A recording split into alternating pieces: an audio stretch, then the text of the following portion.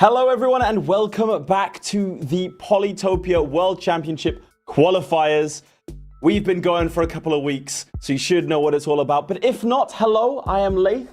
I have been host and caster for this edition. I was the host of last year's World Cup qualifier. I am joined today by a much better player than myself, Poly Strategist. How you doing?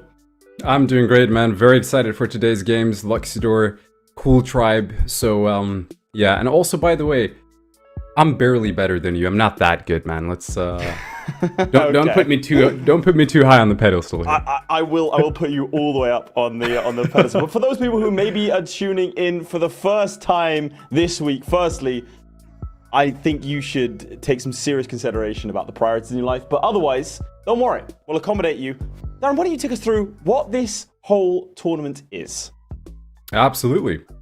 So today and really every other week we've been going through the tribe qualifiers, which is every single tribe is going to be tested on the battlefield. So players from all around the world, thousands of people, are currently competing to become the tribe leader. That means that they're going to go through best of threes. They're going to come here today where we are now to currently be crowned the tribe leader.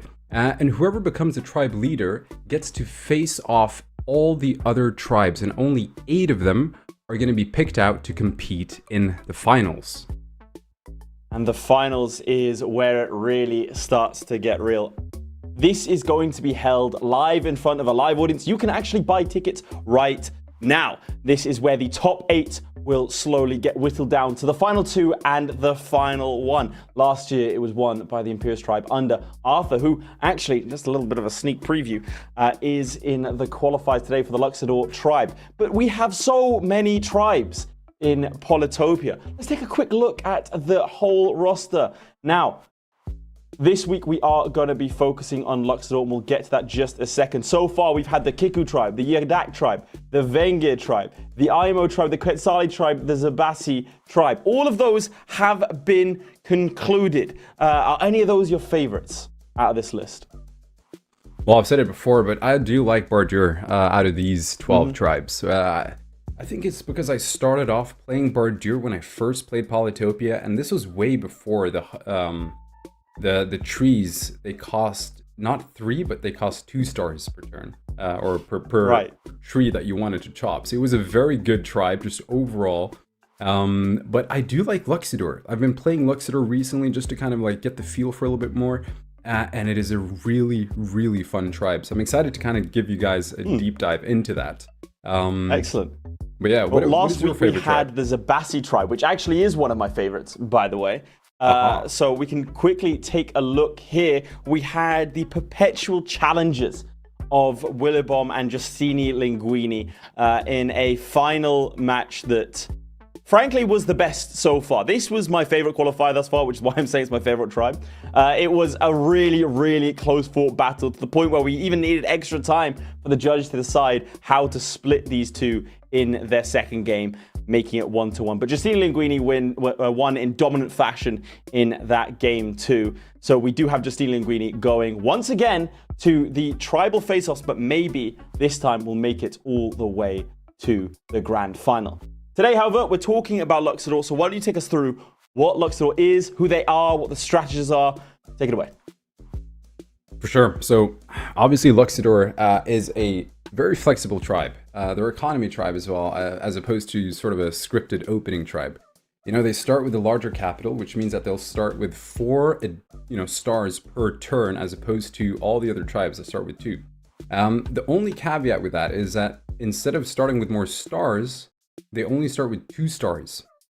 They do start with the warrior, so that is going to be, like every other tribe.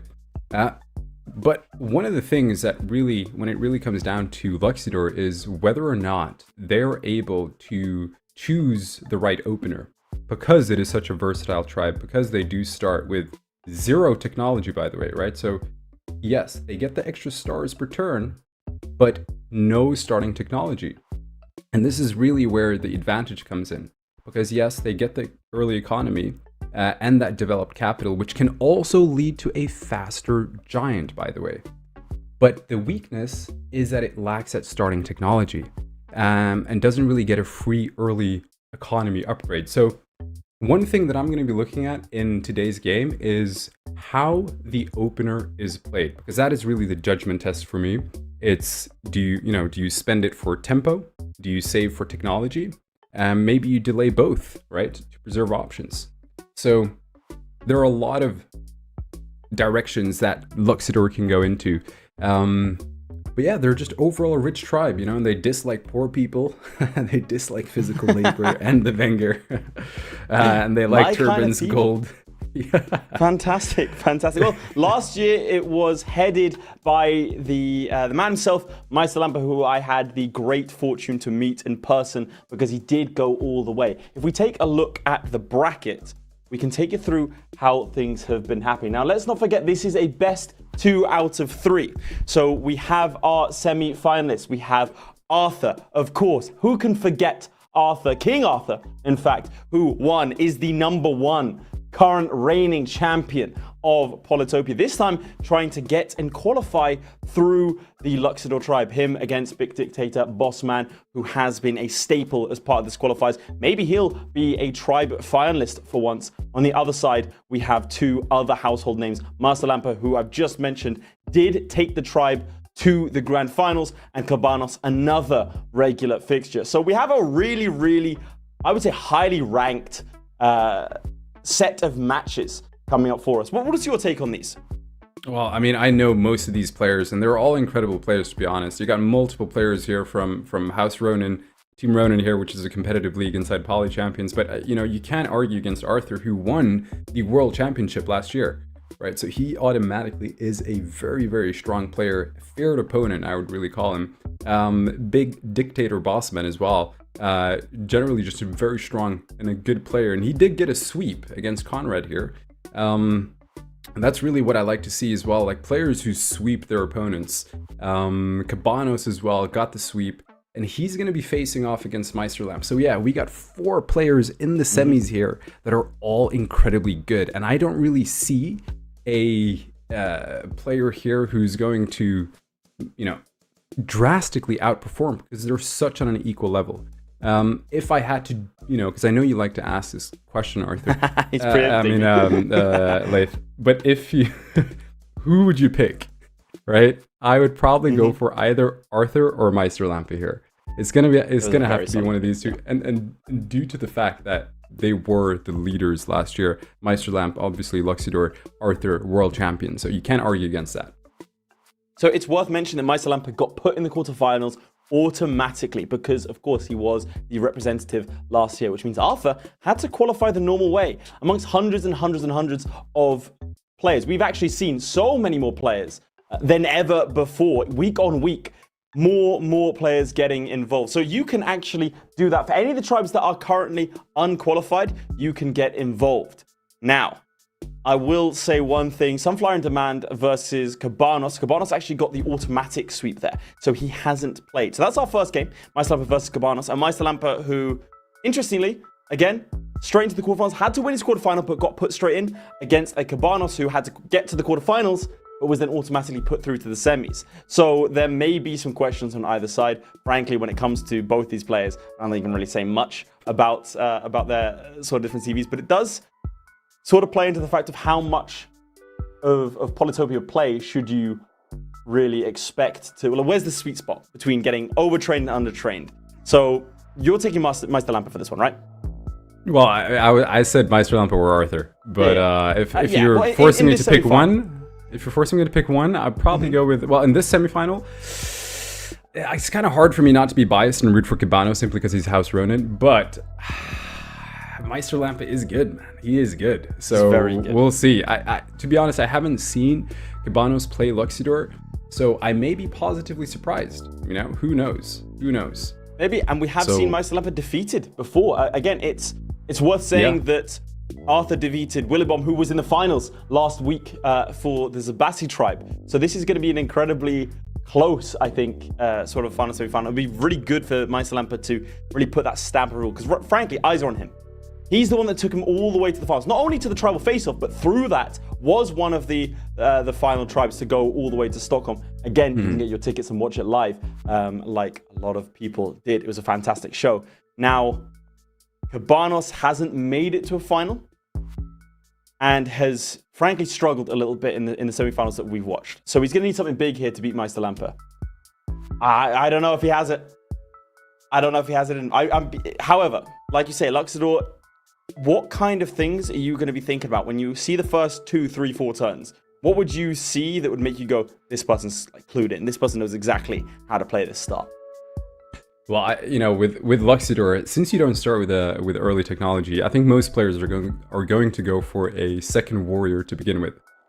I've seen certain players just go with the one warrior and then just explore with that one and then save their stars to buy technology and then try and upgrade their village. The only challenge with that is that you actually need 2 technologies to upgrade your capital, due to the fact that with Luxidor, you have typically 2 fishes, 2 orgs, fruits, you have 2 animals that you can farm. So one of the things that I'm going to be looking at here is who is going to, first of all, utilize or buy the technology that will allow them to not only level up their future cities, their villages, but also set them up for the long game, right? Because with Luxidor, we're also going to see a very, very fast giant. Typically turn 5, turn 6, not uncommon to see a giant. And that giant is then going to help them to further boost another city that might be a little bit more on the offense. So, yeah, I think the deciding factor here is early technology spend, how they do that, and then also movement. And because let's not forget, Polytopia is spawn dependent, right? Like you have to be able to read the map. You have to be able to kind of figure out, okay, am I going to move left? I'm going to go north? Am I going to go south? Which direction am I going to go into? And how will that pay off? So, yeah, I would say movement. It's going to be an interesting early technology. Yeah. I think, I mean, I'll be honest, I was trying to pick holes in your statement there because I like to make myself look better by putting down others. But I was unable to do that here today. Now let's see who is going to take this first game. An interesting start. Why don't you take us through it? Meisterlampe versus Cabanos. This is a best 2 of 3, so we will be seeing these 2 face off at least one more time. Yeah, so both players started with double warrior to begin with. Actually, 3 warriors here. They're all going to be focusing on expansion here. And that's actually the correct play in my opinion. You do want to try and really push your scouting and find villages here. So Meisterlampe currently has 2 villages. He's got 1 beautiful village there with 3 animals, and he also just discovered Cabanos. So both players have now discovered each other. They're very close. This is very close. If Cabanos wants to, he could potentially knock out Meisterlampe. He could hit him. But then Meisterlampe, I don't think he would try and go for that village. Yeah, he's going to hit him here. So he's going to set himself up to capture that village with the 10 HP warrior there. Now, if you look at the map layout as well, obviously both players are on the northeast side of the map. And then obviously Cabanos more towards the south here. But they have good water access as well. So if you take a look at both of their capitals, you do see that little room that they can wiggle out of with the port, and then hopefully Meisterlampe has a little bit of movement here. He's not blocked by some more land tiles. Same goes for Cabanos here. He did also have that little bit of water access that allows him to go further onto the actual water / lake / ocean, right? But yeah, you can see that Meisterlampe here is deciding, what is he gonna do? He goes for the capture here, but let's look at the back. He got the rider. And that rider right there is going to be able to knock off the siege should it come. So he's going to siege that, most likely going to go for a heal on his warrior. And Cabanos finds another village, which is very important for him here because, again, he is currently chosen violence. He's chosen to compete for that one village, and he's really hoping that it's going to pay off here. But then again, Meisterlampe, what he can do here is he can easily knock him off with that rider and that 10 HP warrior, which he most likely will do here. So it goes This might be in. the quickest we've seen a kill in the qualifier so far. It's definitely joint with some of the others. I mean, what do you think of the psyche in terms of seeing your opponent this close? Well, I mean, in terms of psyche here, we're definitely looking at players who now want to make sure that they can, first of all, establish a good defense here. If you take a look at both of these players, they're kind of capped to, what, 3-4 villages on either side? So the question here is going to be who is also going to be able to expand without letting the opponent do a sneak attack or a quick attack, right? So what I'm looking at here is, will these players move into a more expansive direction? Are they going to go south? I think for Cabanos, he's pretty much forced to either go for a roads to bridges and hope that... Oh, Cabanos resigned. Oh! Okay. Yeah. There we go. Yeah. Meisterland A very, took the first one very there. quick game. Again, we're just going to wait. With these earlier resignations, we do obviously wait to make sure, get our confirmation. But take me through it. Assume he has, and I don't see any reason why it wouldn't be him resigning, but take me through it. What do you think the mentality is there? I think the mentality of Cabanos here, resigning, because remember, he did go in for that kill, and he was really hoping that he was going to get that village. I think if he got that village, very different outlook here. Very different outlook. The fact that he invested his troops into trying to acquire that village, he realized that Meisterlampe was already one village ahead of him, right? And then, of course, he got the third village in the end. But also his movement. I think he realized that this is going to be hard. I'm a little bit surprised he did resign that quickly.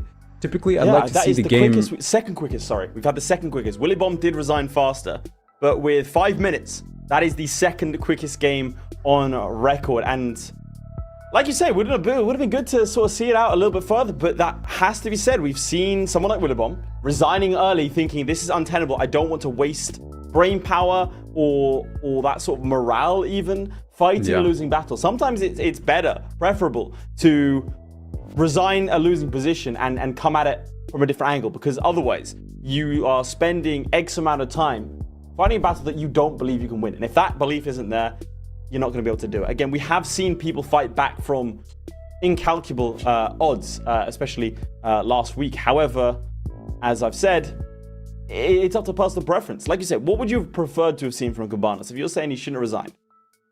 Well, I think it's so early on in the game. Yeah, very early. But then again, I didn't really find his spawn to be that bad.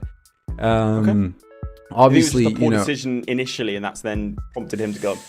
Well, the thing is, it's obviously a risk, moving in, deciding whether or not you're going to go for that siege or not. I think if it weren't for the fact that Meisterlampe had gone for the rider, he obviously would have sieged, and it would have been a whole different story. But obviously, Meisterlampe knew that a siege was coming, right? Yes. When the spawn is that close, so you also have to think from his perspective. He's like, well, I'm most likely going to be sieged. Like, why would he hit me if he's not planning a siege here? So, very odd. But yeah, let's dive into this. So second game here. Again, let's not forget this is a best 2 of 3. We go to our second game. Can Cabanos claw one back, or will Meisterlampe see it out with a 2-0 in a very dominant fashion to go into the finals, perhaps even setting a record for us with the quickest time? Tell me where with the start. Well, similar opener as previous game. Both players are now moving into 3 warrior opener here. Spawns are looking a little bit more, safe, I would say, considering that, obviously on lakes, it's a village race, right? Yeah. With lakes maps, you guarantee land connections to at least 2 villages, and potentially even more. So the early question is how efficient these players are to start making claims into these villages, but also, like I said in the introduction, how they spend their technology here. So, Cabanos 10 stars here. He's currently considering what tech do I go for. He goes for both org and hunting, which is not an uncommon opener, especially when you're going a little bit more onto the economic side. From my view, I know that Meisterlampe likes to play a little bit aggressive, but he's also a versatile player, and Luxidor is a versatile tribe. So, you know, on lakes, Luxidor is not just trying to be rich, they also have to kind of win the village race here. And what I'm seeing right now is, you know, Cabanos, if I'm not mistaken, they're going to be quite close to each other here with that one village in the middle there. They don't know yet. They don't know yet. They don't know yet. So Cabanos goes for a, yeah, see, so... Yeah, okay, so they do know now. So Meisterlampe sees him. Cabanos doesn't see him, but he will probably next turn. But look at this, though. Meisterlampe has got 2 villages now, in addition to his capital, and he's most likely going to get that fourth village. I don't see how Cabanos can knock him off quickly here. And look at the opening style here. Meisterlampe again goes for riding. So Cabanos went for hunting an organization, whereas Meisterlampe goes for riding. So he's definitely going to look at trying to go for a little bit more aggressive, an aggressive style here. And, you know, Cabanos, I would say a little bit unlucky due to the fact that, you know, had he moved slightly different, he may have been able to get onto that capital or that village first. Okay, goes for climbing here. And, you know, super close to each other. I think he wants to go for an early giant as well. The only caveat here is he's going to need one more technology if he wants to level up his capital. So the Explorer here, I think, is great by Meisterlampe, especially since now he has the riders. So with these riders, it's going to give him a lot of freedom to move his units and to get that vision. He knows where Cabanos is. So the question now is, how am I going to try and pressure him in such a way so that I limit his expansion and force him to play more defensively while I can freely expand? Because, again, with the village advantage, you got more units that you can play. You have more units that you can send in different directions. You have to think that Cabanos is probably going to be holding on a little bit longer on this one than perhaps he was last time. I hope he will. I truly hope he will here. But, you know, look at the pressure from Meisterlampe. He's most likely going to try and secure that top village. And strategy is not the most helpful technology here. I mean, yeah, sure, he can play some defenders and defend his capital and his villages that he's about to capture, and maybe he can move into diplomacy as well to kind of pop those cloaks. But this is looking like it's going to be an uphill battle for Cabanos, in my opinion. It's the politest I've ever heard you. Is it? I didn't realize that I wasn't polite. No. You're very vitriolic, I think. In my wow. All right. In private messages, at least, about the players, about the competitors. You got to understand, everyone at home. He says, "Oh, it's an uphill battle." In private, the things he's saying you wouldn't even believe. Anyway, what do you think has to happen for Cabanos? Because the way I'm reading this, Meisterlampe has to make a mistake. Meisterlampe doesn't make mistakes, but Meisterlampe has to make a mistake. What do you think that Cabanos can exploit to potentially get or claw back some sort of advantage? Well, I mean, again, this is a very tough position for Cabanos. 4 cities to 2. Meisterlampe is about to get his 5th city here. Actually, 6th city, with the one up in the northwest here. So I think for Cabanos, what he needs to focus on here, he needs to try and either get his giant up very fast, use that to do a quick push towards some of these center villages and try and contest them. He really needs to get control of this map and get a couple more villages if he's going to be able to stand a chance into the mid game and potentially the late game should it go to that. But yeah, goes for farming here, which allows him to level up his capital, gets the giant here, pops the Park of Fortune immediately to get the extra 5 stars, level up that, and will he go for the border growth here before he lets Meisterlampe capture that other village? That's going to be the question here. Because Cabanos is going to be able to capture that north village first before Meisterlampe here. That could be the correct play here, simply due to the fact that he'd cut off the roads access, so you're forcing Meisterlampe to get a port connection instead to connect that. But yeah, Meisterlampe is slowly advancing here. He's slowly advancing. He does know that Cabanos has the giant because he did see the Park of Fortune, so he knows that there is a giant in the back there looming somewhere as a threat. Doesn't seem to care though. Zero intimidation. But like you say, Meisterlampe pushing forward, he can afford to take the trades. The price he pays is worth putting Cabanos on that sort of back foot.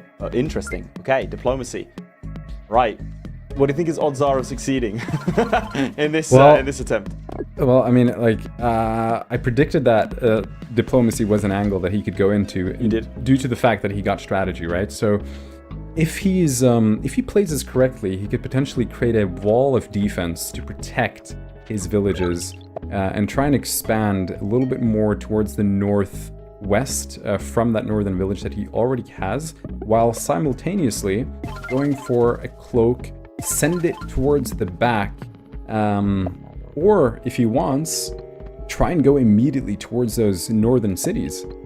I think Meisterlampe here, again, he doesn't have vision of his capital, so he can't see what units are being produced there. Now, Cabanos does not know this. For all that Cabanos knows, Meisterlampe has vision of his capital. But if, for some reason, Cabanos suspects that he does not have vision, he could freely create those cloaks in his capital and maybe send them alongside the south, all the way towards the south, and maybe get a beautiful cloak at his capital. I think that would be the dream, the absolute dream play that I would hope to see happen. The alternative is, of course, trying to pop those cloaks in the north there, but then again, you're not going to get that many cloaks, right? No. Or daggers. Yeah, let's see what he does here. So, okay, he doesn't go for the attack. Makes sense. I mean, he's got, some big defenders there protecting. Now, if I'm Cabanos, I'm creating a cloak in the back in his capital. Because there is no way that Meisterlampe can hit that cloak. I don't see a way, no. Zone of control. It's got the defender up. Yeah, Cabanos, come on. Play a cloak, I'm hoping for it. And then maybe go for an explorer in the north. Just to kind of get a little bit of vision there. Or just explore with a warrior and see where it goes. Maybe hopefully find another village and then do the explorer. At least you then secure the third lighthouse, which is sitting all the way up in the north. Yeah, so it goes for stars here. So he's probably just going to play it safe and go for the warrior explorer path. But for Meisterlampe though, okay, so goes for the cloak in the north. That is an interesting play. I'd like to hear your thoughts on this, Arthur. Why do you think he placed the cloak in the north? Firstly, my name's Laith. Laith. I'm sorry. I'm thinking about Arthur from the. Look, frankly, I'm thinking about Arthur too. I rarely don't. Why is he putting it in the north? Honestly, I think it's because he thinks the Meisterlampe is expecting it as well, right? So you put it there now. Meisterlampe has to shift some troops to try and block that and try and search for it, right? he has to do something asymmetric. That's his only sort of route to victory here with Cabanas, is to do something a little bit different. Time and time again, we've found players in these qualifiers will do the conventional thing even when they're losing.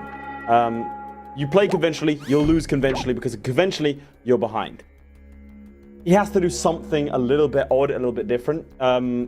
Sometimes odd for the sake of being odd is not going to work. I like to liken it to Magnus Carlsen of chess, where when he plays his openings, he intentionally makes mistakes such that his opponents can't just go off of book theory with him, right? And it's a similar sort of thing when you play games like this, in terms of the 1v1. You're not just playing against the game, you're playing against the man.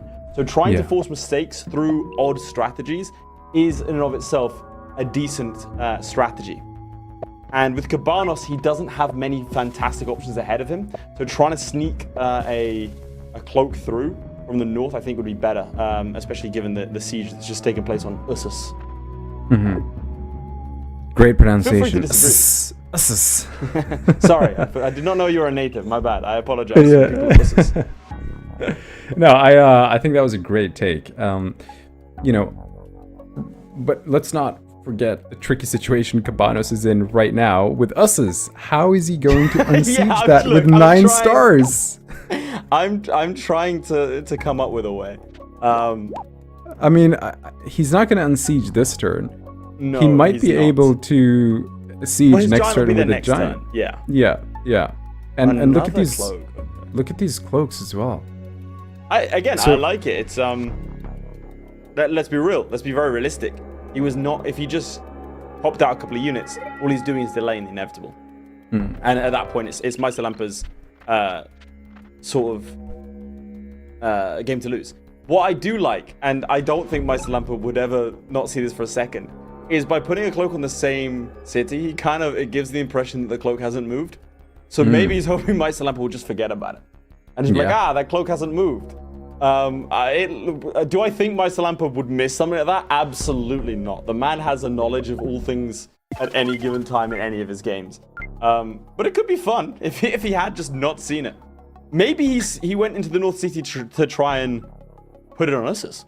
You know, maybe he anticipates that loss. What do you think? Well, I mean, I think that, you know, Meisterlampa does have vision, though. So he did see the cloak move. He did. I'm just kind of hoping maybe he didn't. You know what I mean? Yeah, maybe he's like, I don't know. He's so far ahead, he doesn't look at it and then looks back and goes, well, the cloak's still there. It hasn't moved. Yeah. Now, this is looking like it's going to be a sweep at this point, unless, of course, Cabanas can somehow turn this around with these cloaks. He could, of course, pop that cloak in Ussus to siege with the cloak, or he could go for the giant and try and maybe head over to what's that city's name? Awawaga, yeah. Awawaga. Yeah, there we go. So he could potentially try and go there. But yeah, it goes for the chops here. Very interesting. I think he's just trying to finish it quickly. He's going for the kill here, I think. Yeah. Look at that chop just to get a rider. And this is really let's see now. what Cabanas has to do something. It all hinges on this turn. Basically, this turn will, for me at least, determine whether or not he has even the remotest hope of coming back from this game. It's not looking good for him. Goes north. Okay, what's he gonna do now? Where are those cloaks going? There it is. Okay. That's kind of what we were looking at and expecting. But it's something. You know what I mean? It's something. Look at the income discrepancy. That's the thing. And how does he deal with this current offense, right? He's got, what, 4 or 5 warriors, a giant, 2 riders. He's going to have to do something here. He needs to figure out a way to hold off this attack. And, you know, when you're in a position like this, all you can hope for is a mistake and a truly godlike level play. Yeah.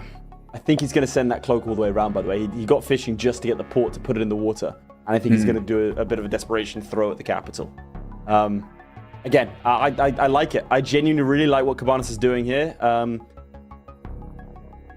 There's again, for me at least, I find these kinds of games really interesting because Meisterlampa is going for the kill, right? There is a timer of not if, but when, right? That's evident of when Maisalampa will go for Cabanos. And Cabanos now has to try and, before that timer hits 0, do something that somehow Maisalampa cannot contest. Again, I think he's going for the cloak to the capital. That would be my guess.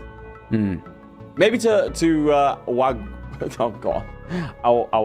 What do you think? Capital or one of the other cities? That cloak. Well, I think with the cloak that he just put into the water there, how many turns is it going to take him to get that cloak onto his the Maisterlampa's capital? It's going to be 1 turn, 2 turns, 3 turns, 4. We're talking 5, 6 turns until that cloak is going to connect to his capital. So yeah, and Maisalampa is really not giving anything here with another shine in his cap. There it is. Yeah, Cabanos goes for the resign. 7 Something cities. we all saw coming, and frankly does just go to show how hard it is to force a mistake against the ever-present Maisalampa, as he does go 2-0 against Cabanos. He's in the final.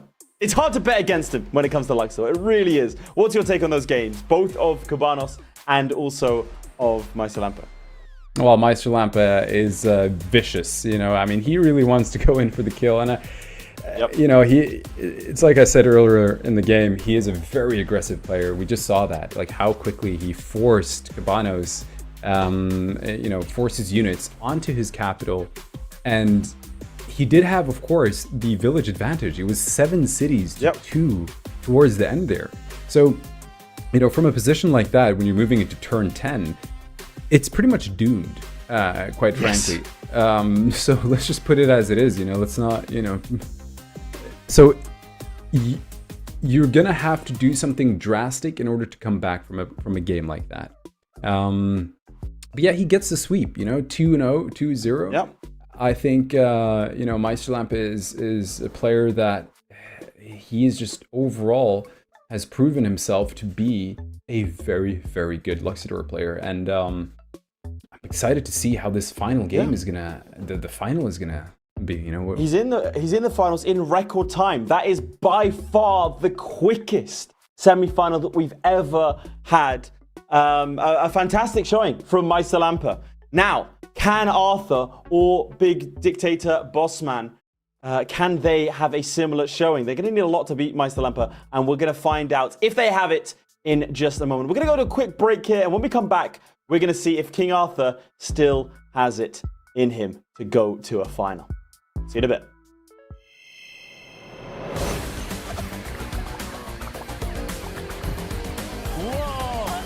Okay, we have to talk about it. He claims his crown like flames, Slimmywood.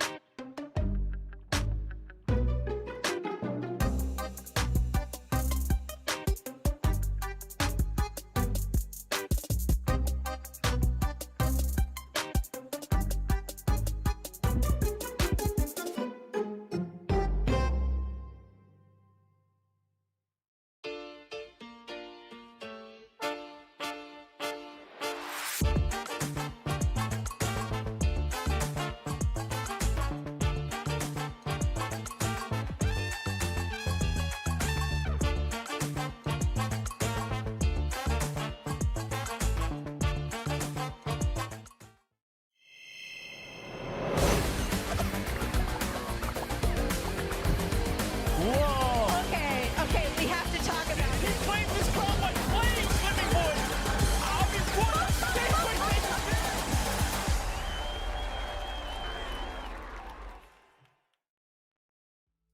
Hello everyone and welcome back to the Polytopia World Championship. We just had a lightning fast the first semi-final. In fact, the break was longer than the first game. That was incredible. Just in a couple of words, how do you sum up Meister Lampa's performance so far? A man who's in the final, and then we'll discuss who he's going to be facing. Meister Lampa's performance was nothing surprising in my opinion. I think he played very well. Obviously, LUXIDOor champion last year. Who knows how many games he's played since? Because he's like, I'm going to win with LUXIDOor this year. Like he's been, saying these affirmations. He's been waking up. He's been grinding these games, and it's a testament to his gameplay. Like, it was over so quick, and it was very quick. We can't deny that there was a little bit of a spawn diff. Of course. But at the same time, it's also the movement. Which direction do you move into? Do you go north? Do you go south? Do you go center? Right?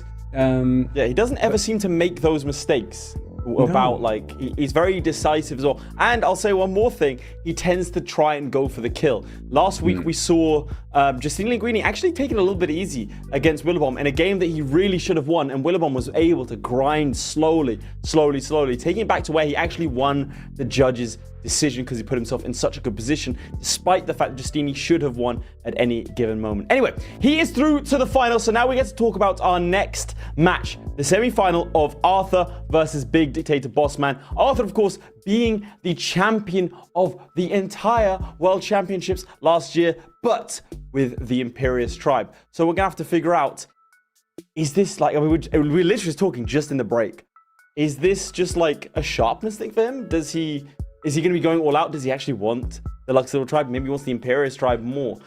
Either way, we'll see in the semi-final. If he really goes for it, then we'll definitely know that LUXIDOor is the way forward for him. Plus, like the cynic in me kind of feels like he may be trying to eliminate Meister Lampa from his favorite tribe here. What do you think about that? I think. So we briefly spoke about. He's so shocked that he's gone into only a couple of frames a second. Let's take a quick look at the bracket as well. What's it? Oh, bits and pieces. Anyway, let's have a look at their journey. We do see that Arthur defeated Willebom, who was in the finals of the Zebasi tribe last week, so a very, very good competitor.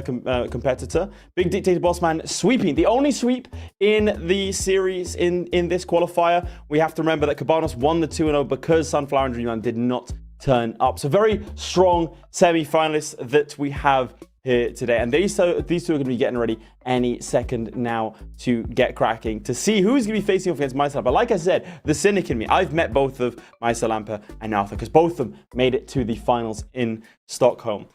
So who do you think poses the bigger challenge? It has to be Arthur, right? In your mind, obviously, I think Arthur is it's such a strong player, and one of the things that I just wanted to mention, because pre-stream I asked you, have you ever played Pokemon? Because I came up with a reference there. But one of the things is in Pokemon, you have these gyms, right? The badges that you can collect. Okay. And think about this. Imagine if Arthur at this stage is like, you know what? I'm going to win every world championship with every single tribe. He's going to collect these world championship first places with unique tribes every single time. Okay, so you're saying this is just an overarching play. You're saying that it's not about anything but the fact that he's like, oh, people are saying I won just because I'm Imperious. I'm going to spend the next 12 years winning every single tribe. Every world championship is going to be won with a different tribe under my name.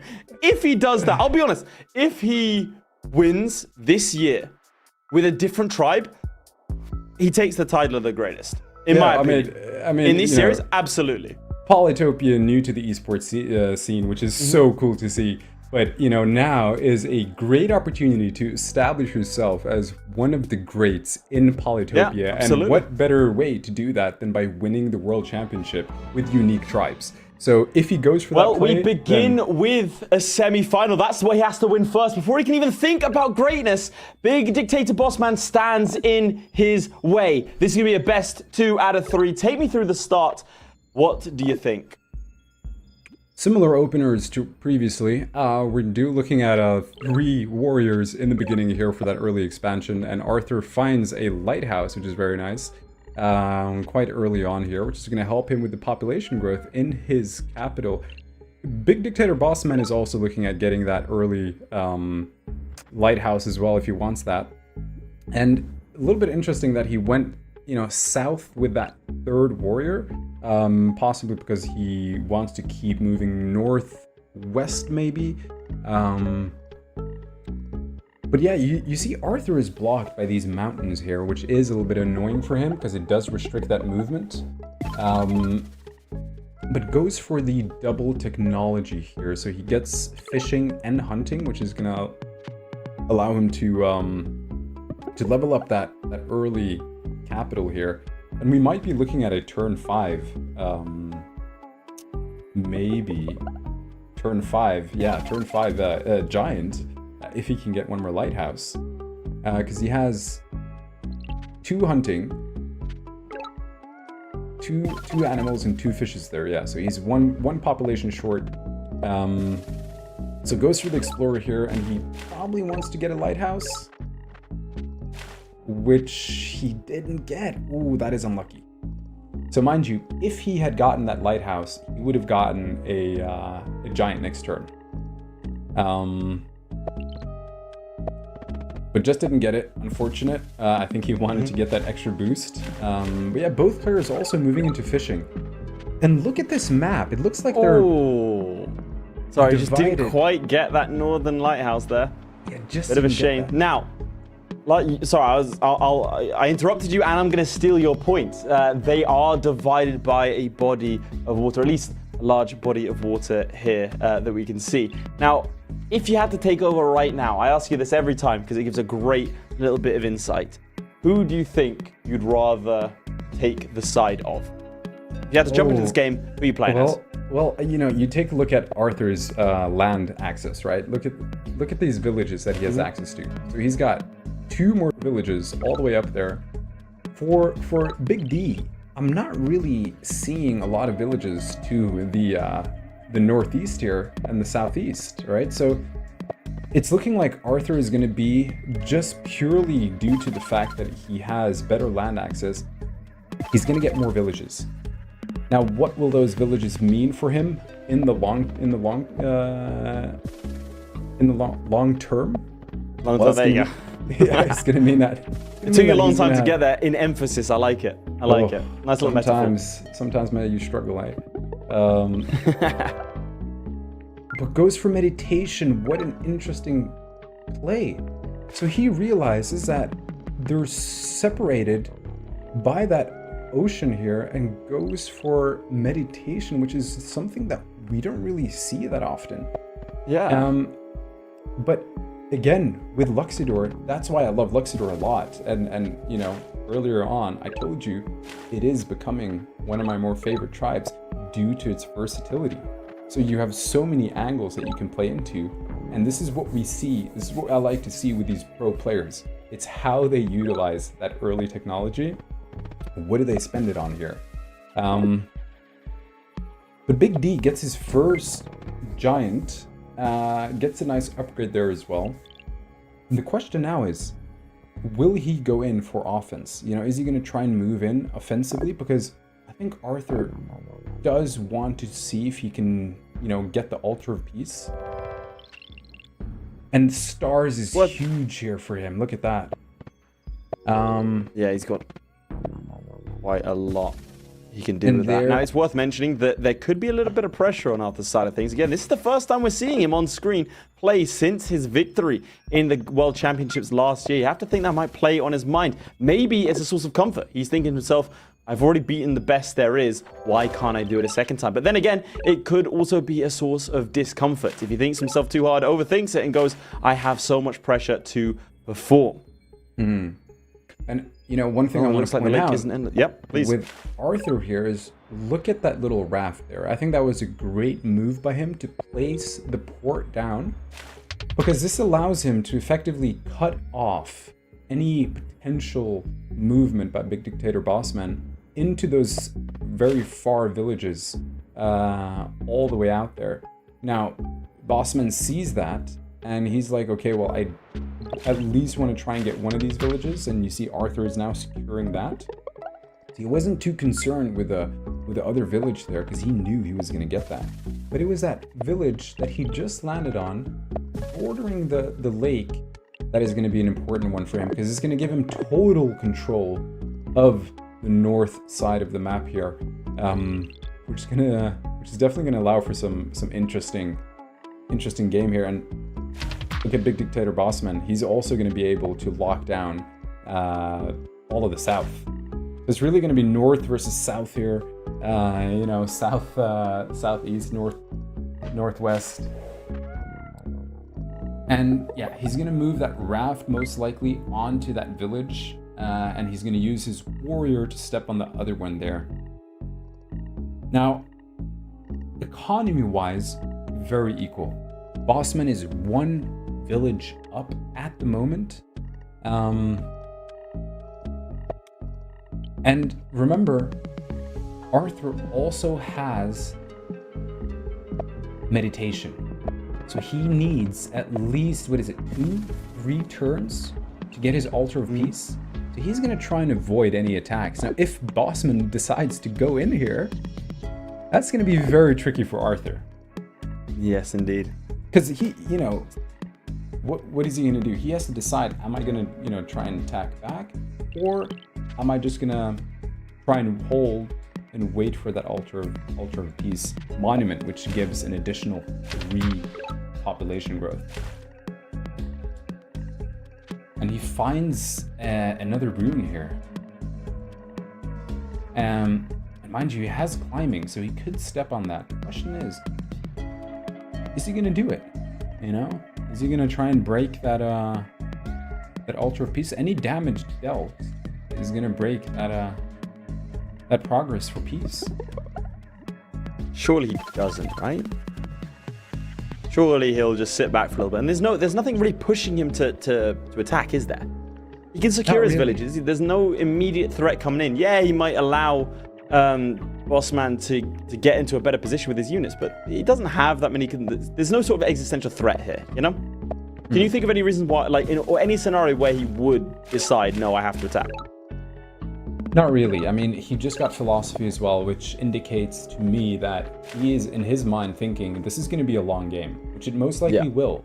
And the reason why is due to the map layout. You know, like you have a skinny 2-tile radius, you know, up there in the north that you can access by land. You have a little bit more access on the south, you know, 2 tiles here as well. But the rest is water. So whoever is going to, you know, whoever controls the lake here, I would say would be in the better position. But yeah, Bossman goes for climbing because he wants to secure very good move. The rune here, which I also agree is the correct play here. Now Arthur is. Well, it never hurts just get a little bit of damage on that giant, eh? Yeah. Huh. That's interesting. I'm surprised that Bossman decided to not pursue that one village. Yeah, me too. You think he thinks that he can't hold it? Well, then again, how can Arthur take it from him? he has a little bit better water access. That's the thing with Arthur. Like if I look at this map layout, you know, Bossman's water access is mostly confined to the south there. So on the south, he's got already 2 ports. He's got 1 city with a port there. But you see that middle city, Kilos, which is very well in sort of in the middle there, which is going to give Arthur a little bit more control on the northeast side of the map here, towards the south as well. And he's also most likely now going to get that other village there, which again, I think Bossman made a little bit of a mistake. He should have secured that village, because it's going to allow Arthur to slowly but surely box him in, especially with the water axis. Now, it goes for mathematics here, which is a very, I would say, good move. And the reasoning is, you take a look at his water axis, right? He's got 2-3 rafts on the water now. He's got a giant on the water as well. He's got philosophy, which make all of his technology cheaper. He's going to be 2 cities up after this turn, and potentially even 3 cities up. Well, not really, because Bossman is going to acquire that other village, but 2 cities up. What he can do is he can create a little bit of space and control on the water, and he can position those catapults very comfortably in the back here, and really deal with any threat that Bossman may pose on the lake, on the water here.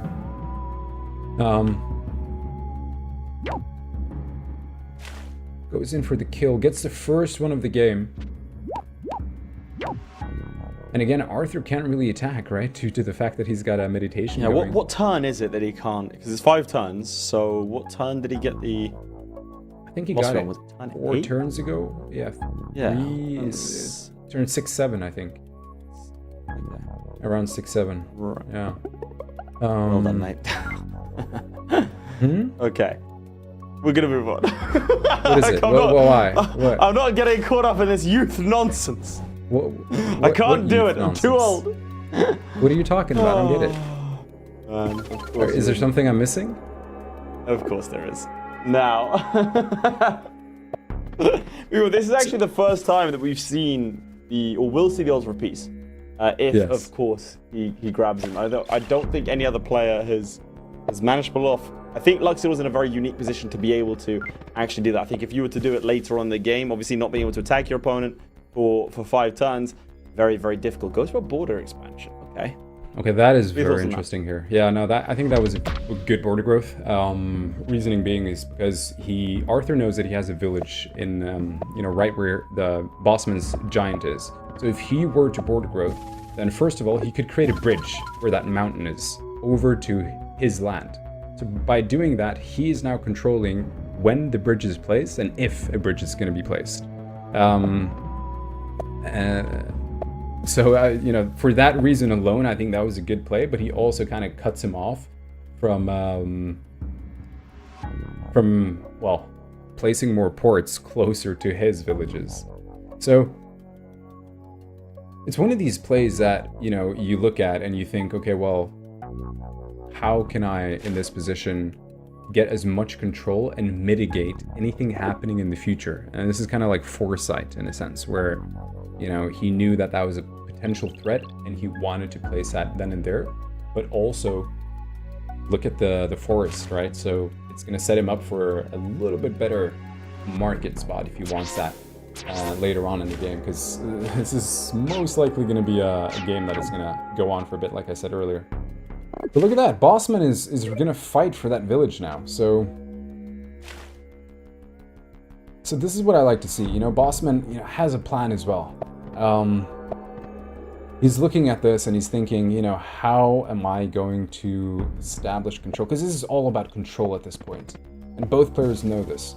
We'll most likely see markets. We'll most likely see, a lot of technology, especially from Arthur, considering that he got philosophy, which drastically reduces the cost of technology by 33%, right? So he's a little bit more versatile at this stage because he's now going to be able to, essentially just have better tech access. And that technology is going to give him options, and options is very well needed in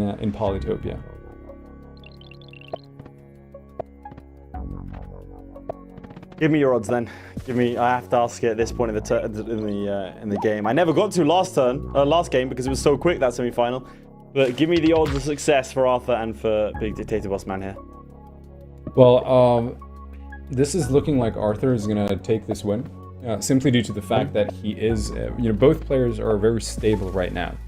But if you look at the trajectory in terms of cities, for every single turn that Arthur is not allowing Bossman to capture that southern village there, the north, south in the middle there, the one final contested village, he's going to be a village up. And again, considering that he has philosophy, it's such an overpowered technology if you're able to play and use that correctly, which in my opinion, I think he did very well.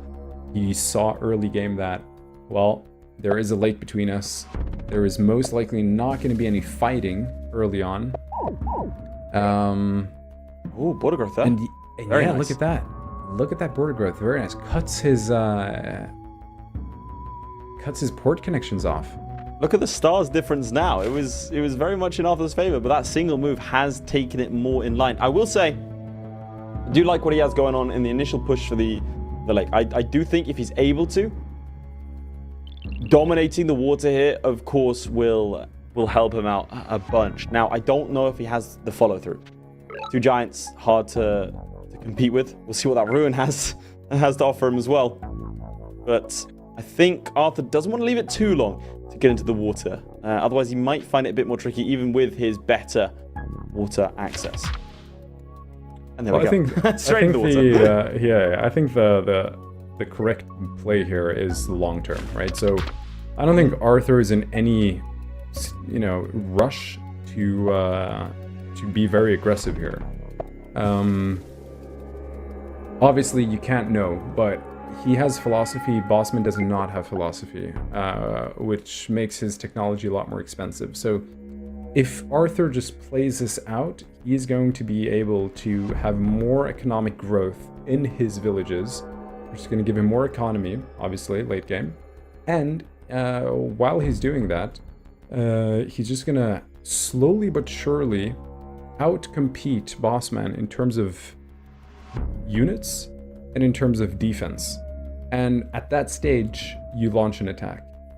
Because, if he were to launch an attack now, what's his game? What's his plan?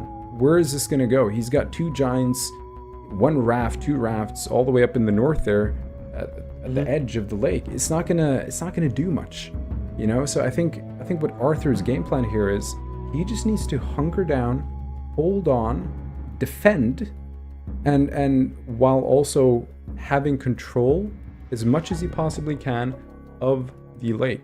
Because if he loses the lake, it's going to be a lot harder for him to come back. But you are seeing that he is, trying to push. It goes for a rider there as well. I think he wants to use those to really just push back should an offense come, an attack come from Big D here.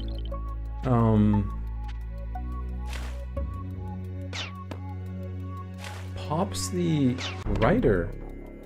Okay.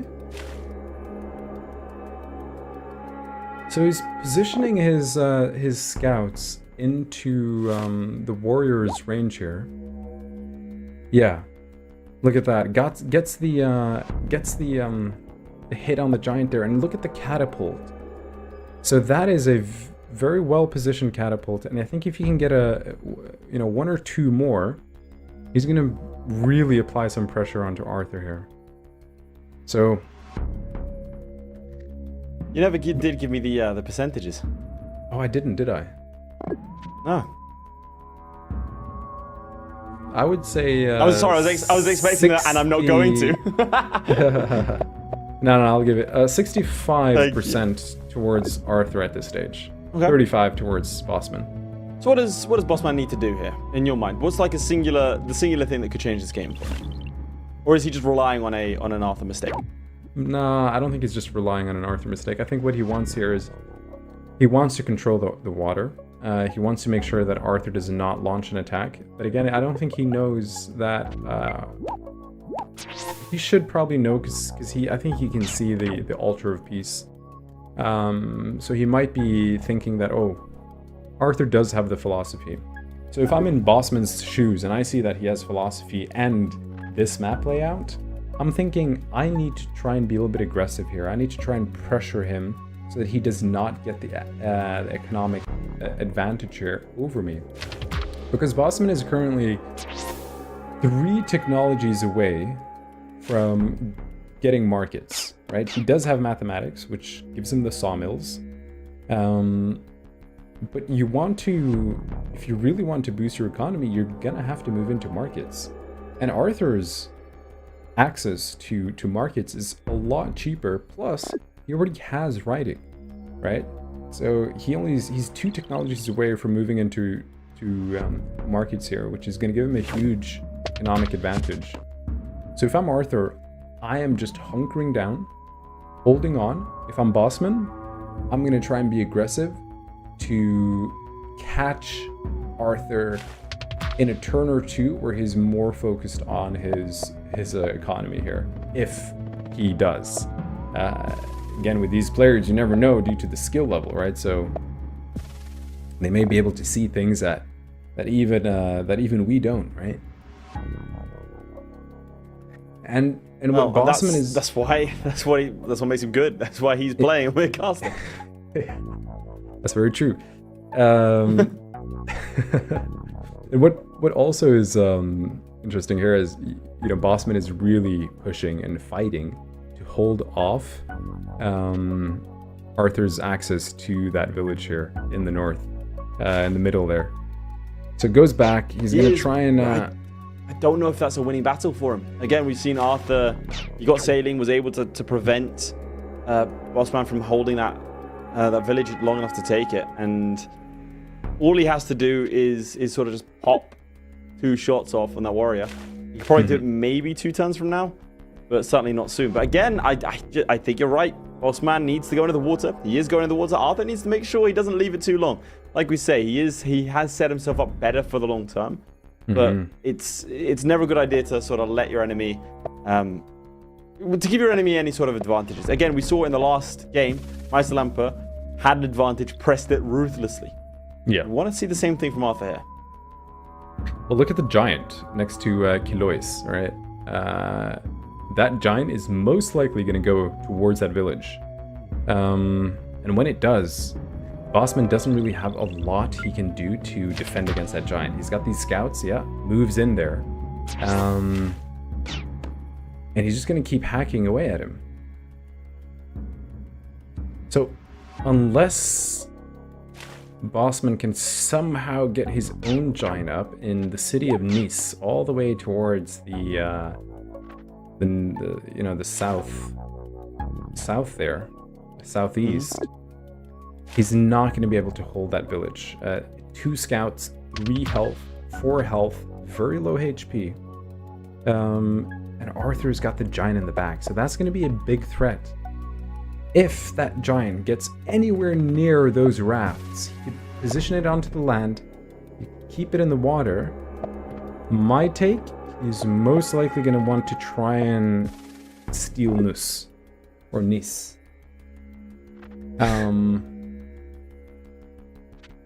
Because look, I mean, you know, the game is you know, it's moving at a rather slow pace here, where most of the action is happening on the water. And you know, both players are not really advancing anything in the east, on the east side here. They're all trying to now fight towards, you know, that center village that is still uncontested. But Bossman is currently setting himself up for an attack here, looks like. It's going to be interesting if he positions his catapult in between those 3 units there a little bit further, which will give him a direct access to hit any unit that is being spawned in the port, but also in the capital.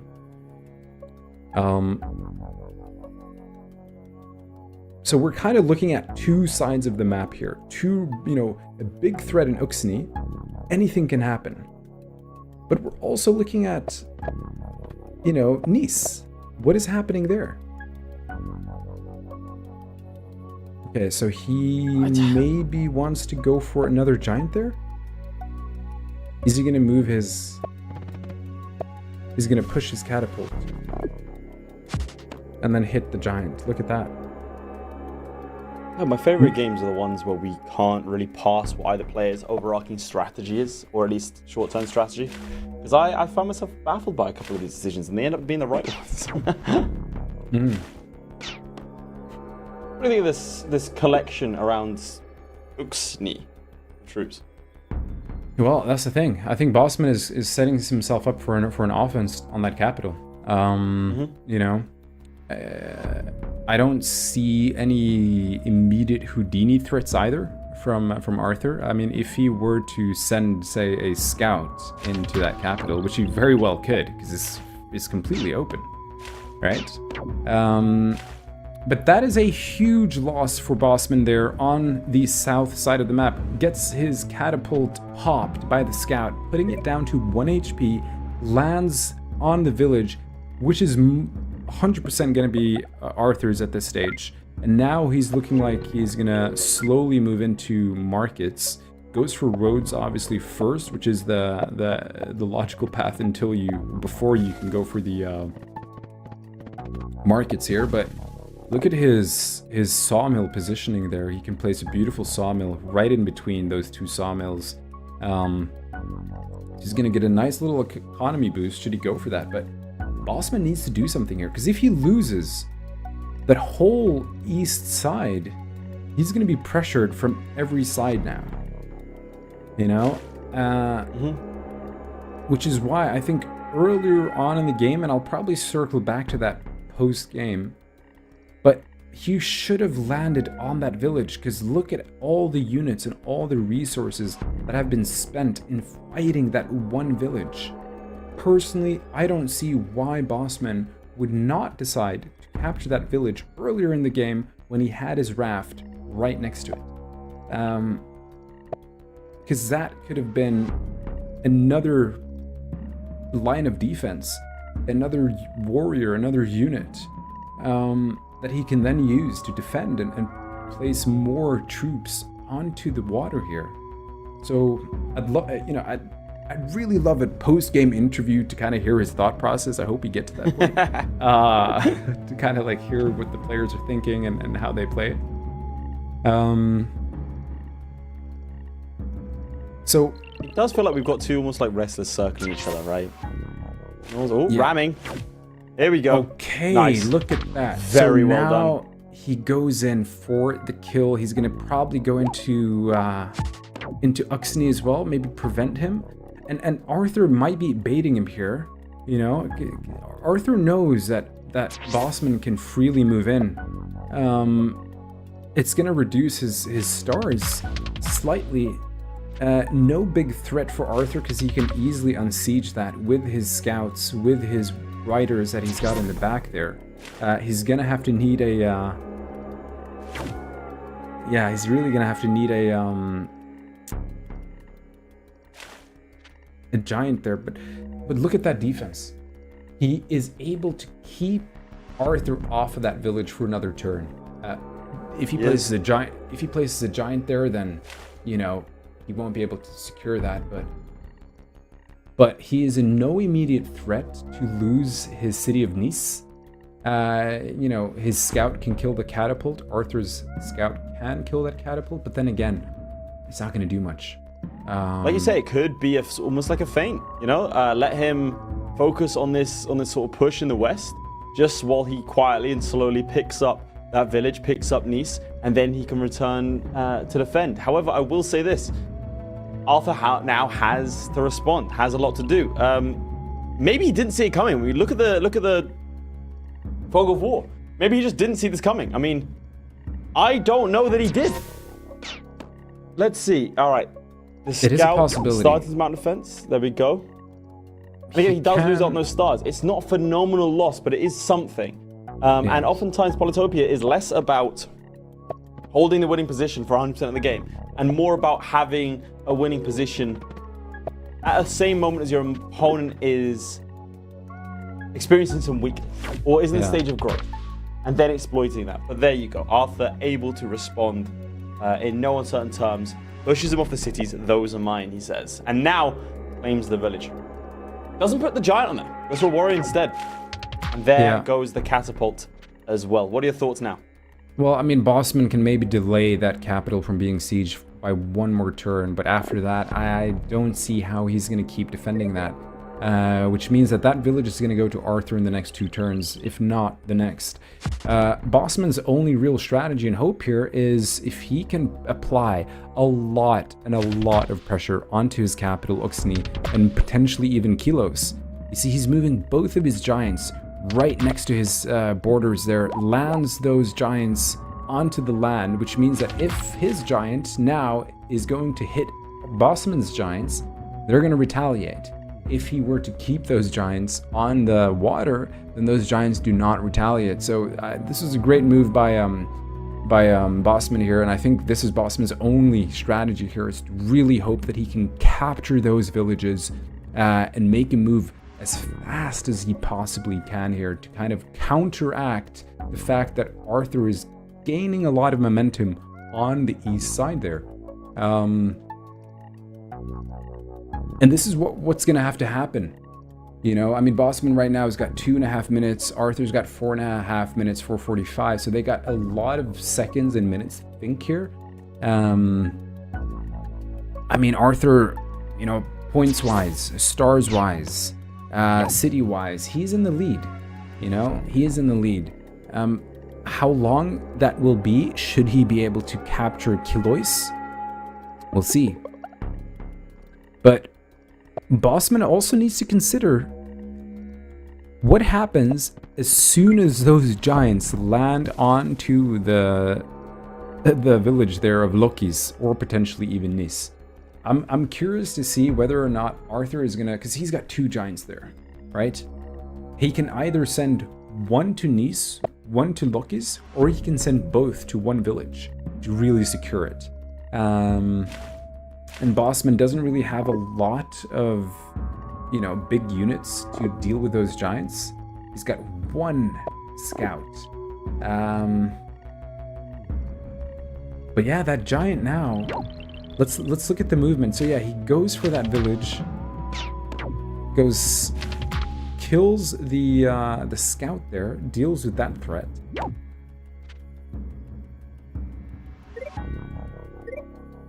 Decides to heal, positions his giants in the back, and he knows, Arthur knows now at this stage that, you know, he can defend that. 3 giants, a catapult in the back. I think he's ice cold at this stage. I think Arthur is ice cold. He knows he's not going to be able to siege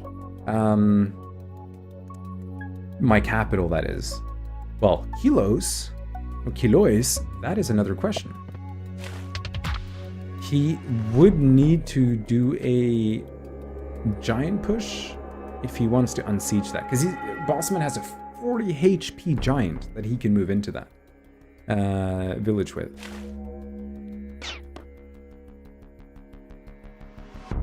How do you revise your earlier percentages then? Or is it still 65-35 in your Nah, it's mindset? more it's more 75-25 at this stage. There is a chance for Bossman to win this. It's looking very, very hard. But if he plays this in a meticulous way, there may be a way back. What would need to happen is he'd need to secure one of these center villages. Because like, look at Bossman now. He's been on the offense for a couple of turns, and what's happening here is he knows that Arthur is very close to a lot of technology. He's in the lead in terms of villages. So Bossman's only hope here is to try and counteract that by getting a village of his own, or maybe even 2. So he's not going to get his capital anytime soon. That is just not going to happen due to the fact that, he's got 3 giants plus the catapult there. But that middle city here, Arthur's only way to boot that giant off is by popping a giant. That is his only way. You think And he goes can? for... Well, with his stars and philosophy, I think he might be able to. I think he's also saved a park, or not a park, but a monument, if I'm not mistaken. Because he's got the Altar of Peace. He just got Killer Monument. 1, 2, I see 2 monuments here. Has he placed the 3rd? I don't see it. Do you see it? You see 3 monuments? Either way, my eyes deceiving me? I don't think so. Either way, he's gonna get. He's got 7 cities now. If he doesn't have it already, he's also gonna get the. He's gonna get the Grand Bazaar here. So he's gonna be able to. Yeah, there's the Houdini. Look at that. Here we go. Houdini, Houdini, Houdini, Houdini, and Lath. Come on, poof. Go on. Ta-da! Yeah. And there we Giant be gone.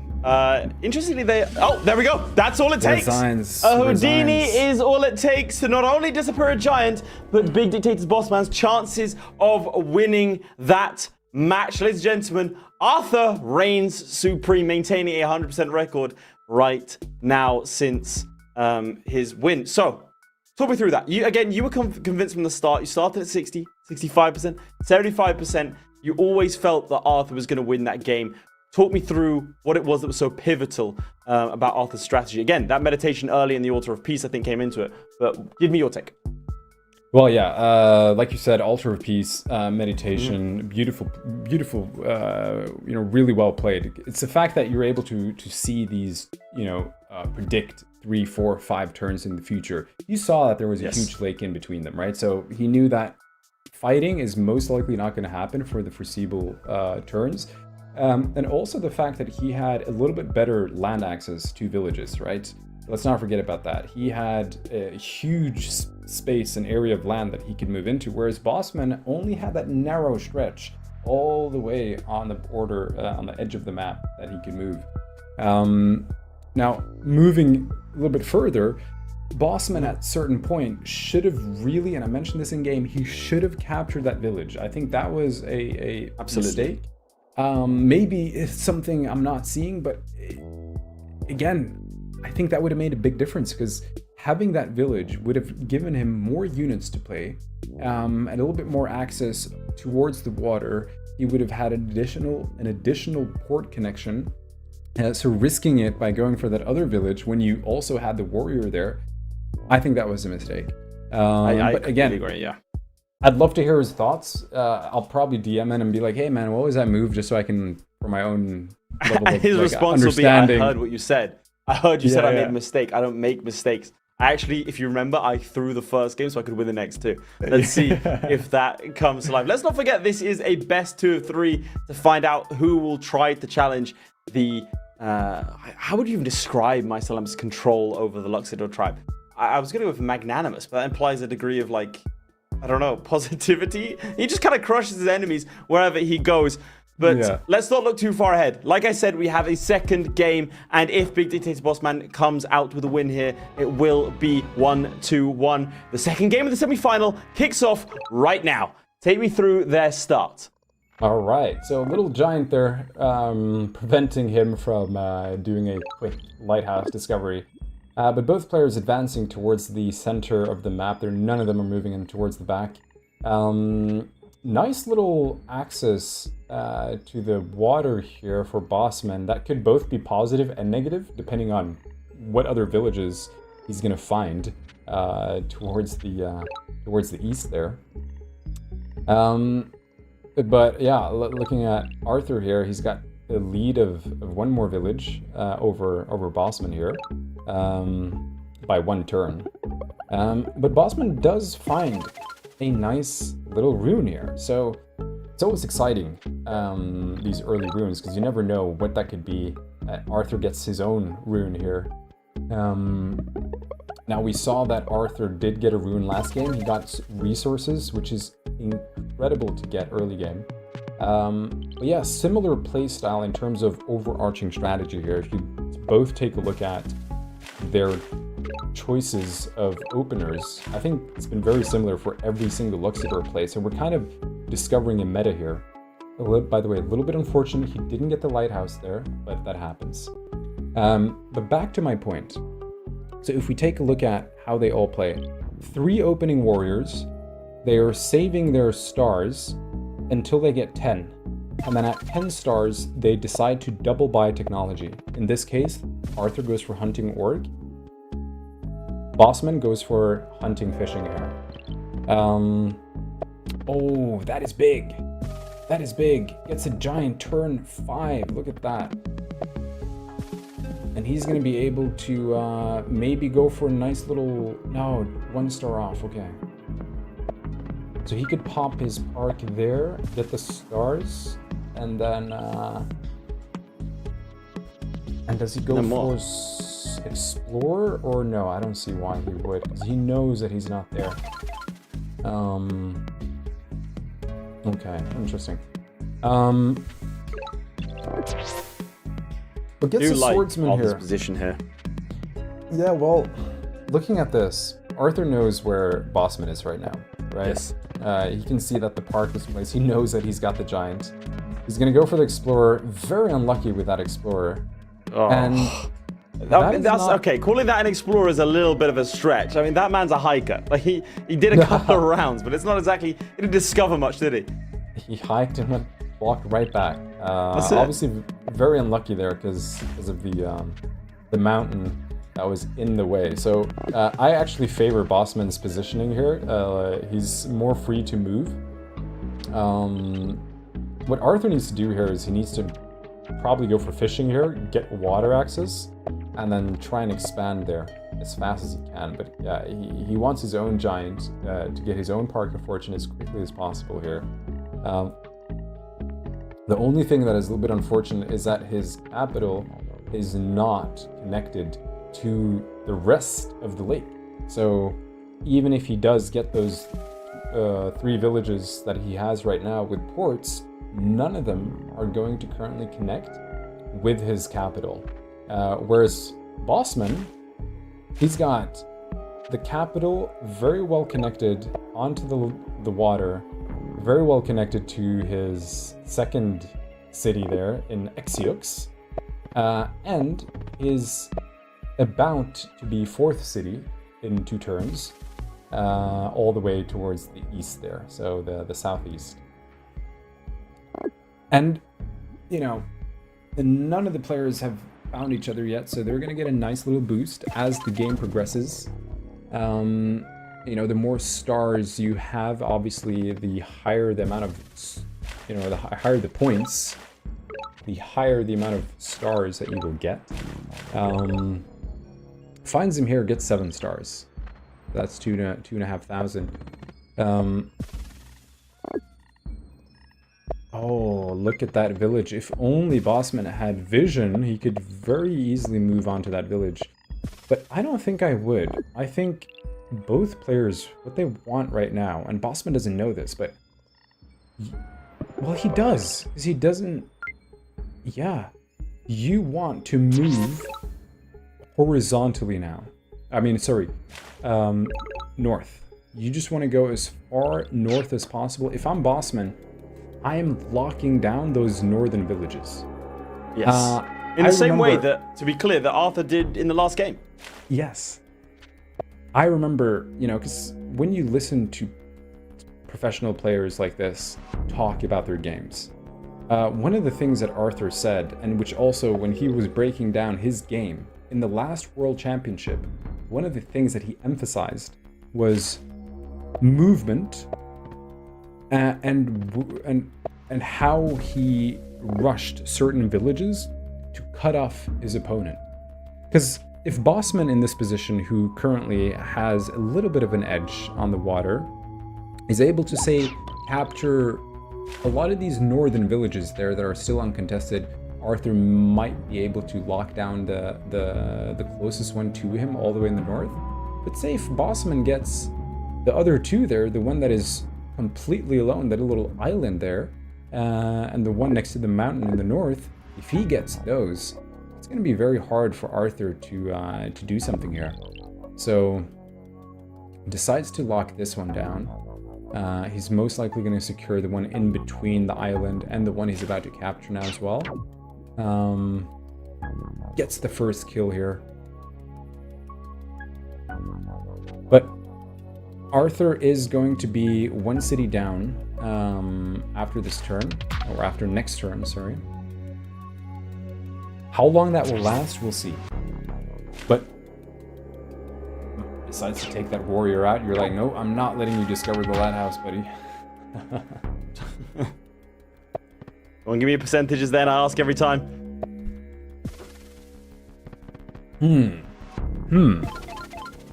Percentages. I'm favoring Bossman here. I know that, because the thing is, I know that Arthur is a very good player, right? But even the best of the blessed, you know, really good players, they also need to, you know, because Bossman is also an incredibly good player, you know. So, or I think, you know, people also call him Astria, but both of these players are good, but you can't deny a world champion. No, and this is why I'm saying I think the start, I like the look of Arthur's start. It's not as good as Bossman's, in my humble opinion, but I think he's got enough to work with such that he can make it work. I do believe that.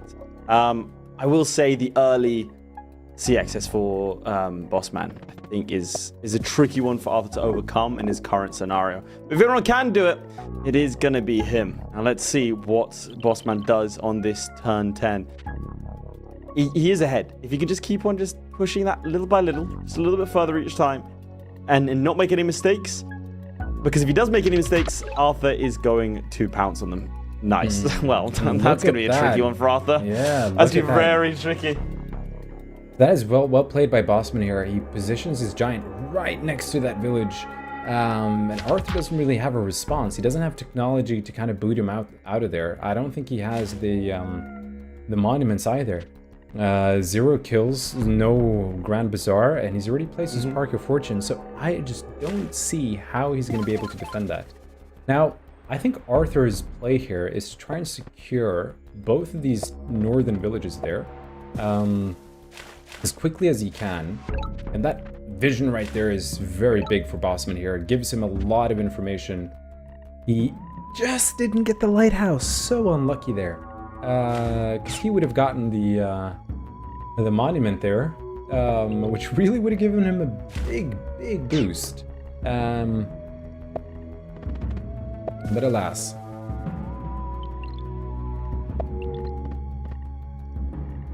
Now, Arthur doesn't have scouts, so he is currently not going to be a... you know, unless he goes for it next turn. I think it's going to cost him 12 stars, if I'm not mistaken, which gives him 1 more star, or 5 more stars to go for the, if he wants to pop that one. Okay, no, he's not. Okay.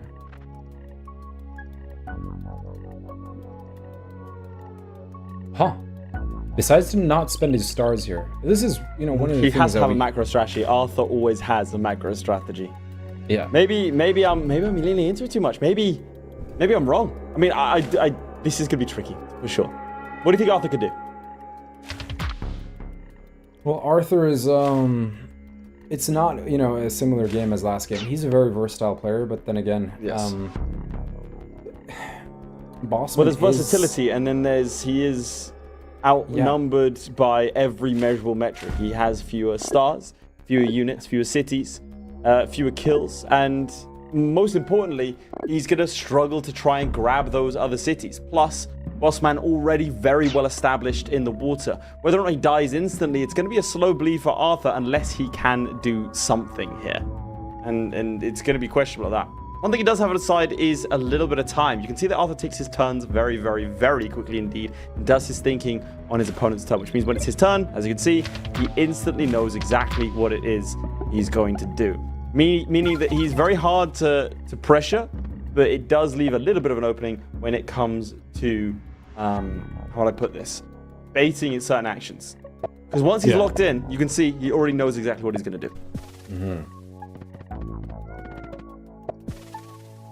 It's a nice giant there. and mathematics as well, which means that he's now going to be able to set up a good defense of catapults all the way in the back there, in his capital. But I also really like Bossman's villages. Look at that. Yeah, this is looking very tough for Arthur here. I mean, losing that, it was a little bit expected. I mean, both players, you know, Arthur knew that he was very close to, oh, gets that one as well. Look at that. Okay, so, whew, this is going to be a very interesting game. A lot of pressure from Bossman here, a lot of pressure. I'm really looking at, you know, again, those villages there that have great access to the water. It's going to give him these, it's definitely going to give him Grand Bazaar. He's going to capture this village right now, which is going to give him another port connection. 1, 2, 3, 4, 5 cities. Yeah, so he's 1 city away, well, 2 technically, from getting the Grand Bazaar there. Where does Arthur go? It's a tricky one. I will say Arthur also very loath to resign.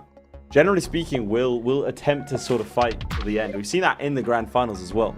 So he's going to be less thinking about when does he resign, but more thinking about, okay, well, let's now take this the distance, find that longer route. Yeah, and did you see what he did in Uxlow just now? Talk to me. He chopped the forest.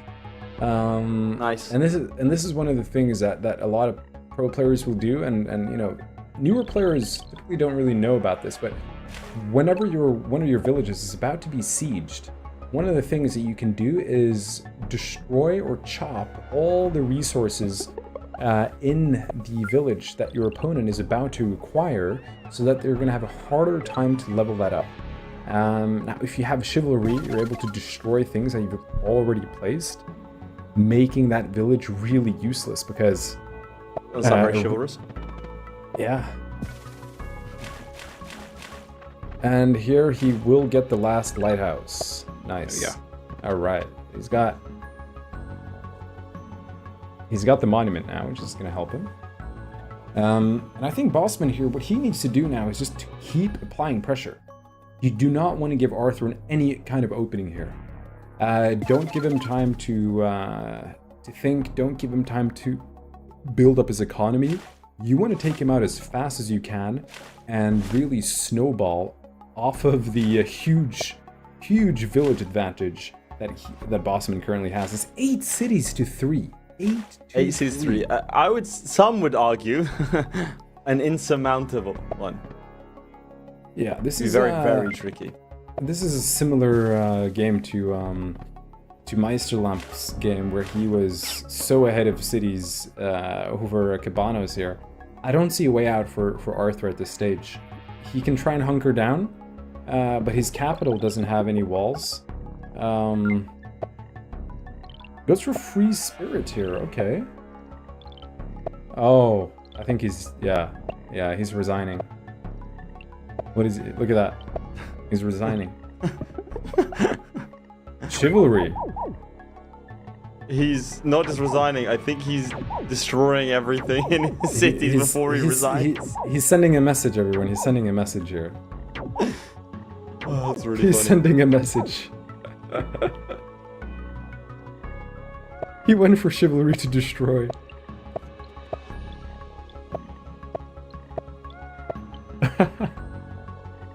It's a real meticulous destruction, this. Yeah, nah, he's sending a message. He's like, look at this. I'm making these cities useless. I'll go down, but I'm not gonna let you get anything out of these villages. He's gone climbing as well. This is the most dramatic resignation. He's not even resigning, by the way. He's gonna be like, no, I'm destroying everything. Walk through my scorched wastelands. Yeah. He's not even gonna resign. No, you don't need to. Look, just move. You don't need to do all this. You don't need to. Bossman, you really won. You do not need to do all this. He's stop playing the game normally. He's not taking any chances. He's like, I don't know what this guy might be doing. You know, this is a trick. But nah, I mean, he destroyed his parks. He's destroyed everything. There was no way Arthur is gonna come back from this, obviously. Yeah, I mean, this was a very interesting game. I think Bossman played that very well. A little bit unlucky with Arthur on the spawn there, considering that he was really forced to go for the quick expansion with the fishing onto the water there. Had he maybe gotten to that island a little bit quicker or first, he could have been in a little bit better position. But then again, Bossman did get the first giant. He did get the Park of Fortune. He did get the early economy. So yeah, I think that was well played. Very well played by Bossman there. Yeah, well, he's still playing, which is He's still playing, yeah, but the spawn did favor Bossman today, and he played accordingly, you know, like and that's the thing with Polytopia. He doesn't need to do. It's 20 units to 0, dude. To be fair, this is a kind of a response to him when he sees that Arthur's destroyed those units and done this. This is his response to be like, well, I'm now gonna take my time. I like how capital and taking everything else. I like how he's not even sieging. Look at that. Bossman is like, nope, I'm not gonna siege. Well, let's not forget, if it does go a full hour, it will. Yeah, there we go. Resigns. Finally, Well Big played, Potato well Bossman played, does well make it played. 1-1. Very, very well played from Bossman there. Of course, had the spawn advantage, did not relinquish it. Arthur, mild crash out at the end. A funny one. I don't think he was ever concerned. That does take it to 1-1. What do you think? Well, yeah, I think that was a good game for Bossman. Very good game for Bossman. Very you know, good. he needed that win. He needed to come. Yes. You know, he's now at 1-1, and he's got a Plus, chance. taking a point off of the world champion. That's got to feel good. You know, Yeah. gods can bleed, Arthur can lose, and that's the story of that game for me, at least. Yeah, similar to Batman v Superman. You know, do you bleed? Remember that scene? Yeah. No, it's it was definitely looking very positive for Bossman throughout the game, especially after you saw a little bit more of the map layout there and his access to the villages.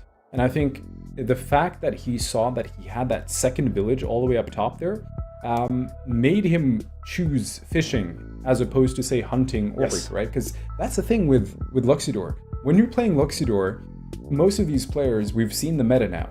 3 warrior opener and then expand, and then right before they're about to capture a village, they spend those 10 stars, 5 in one technology and 5 in another, so that they can level up their capital and potentially then their second village and their third village. Talk to me about this. You touched on this, just to interrupt for a second. Do you think that versatility is also a problem when it comes to some of these players?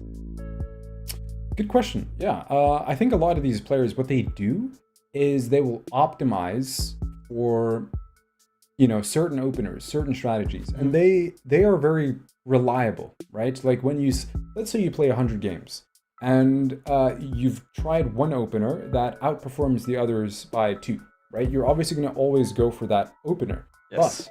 But in Polytopia, with these spawns and with especially Luxidor, which doesn't start with any technology, this question is a little bit harder. So, you know, after the 3 warrior opener, whichever tech they get kind of decides the direction of the game. Now, most of the time they're going to go for org, hunting, or fishing. These are the main ones, right? Like climbing doesn't give you technology or any capital growth, and neither does riding. So it's out of those 3, which 2 do they typically get? And out of those, you know, if you pick the wrong one, you're going to be 2, 3, 4 turns behind. Yep. Yep. And we saw Arthur pick very carefully in that first one. Now, Arthur is going to have to play very carefully in this one. One single mistake could be all it takes for a very talented Big Dictator Bossman to stop him from going to the finals. If you are under any doubts that Arthur was trying, let them be put to rest here today. Can Big Dictator Bossman get to the finals, or will it be Arthur's day? Take me away on the starts here. Well, a little bit better opening for Arthur here, spawn-wise. Bossman gets his 2 villages there as well, very nicely. They're both very well connected to the water here. I can't really see where Bossman's water access leads to. Does it go, further, or does it stop? But, look at, again, the opener here. Fishing, hunting for Arthur. I predict org plus hunting for, or maybe, no, he's not going to go fishing here. Org plus hunting here for Bossman as his opening technology. He's obviously considering here. That's why he's taking long. And doesn't go for the double technology. Interesting. Decides to level up instead. Okay. So he probably wanted to then decide, what is he going to go for here? Well, this explorer then travels all the way. Will he make it? Not quite. Reveals more of the map to us now. So obviously, Polytopia, a game where information is king here. We've seen oftentimes the player that has more knowledge of the map. I mean, just look at the difference. Big Dictator Bossman with very little knowledge of the world around him, whereas Arthur has comparatively quite a lot. We've seen Arthur do this quite a few times. I mean, in the last game, an explorer didn't really explore anything, but Arthur still went for him either way. Do you think that's a big part of sort of Arthur's strategy here? Always to try and get as much map knowledge, map control as possible in that regard? Well, again, map knowledge is huge in Polytopia. The more map knowledge you have, the better decisions you can make. And, one wrong decision, we know, can cost you the game.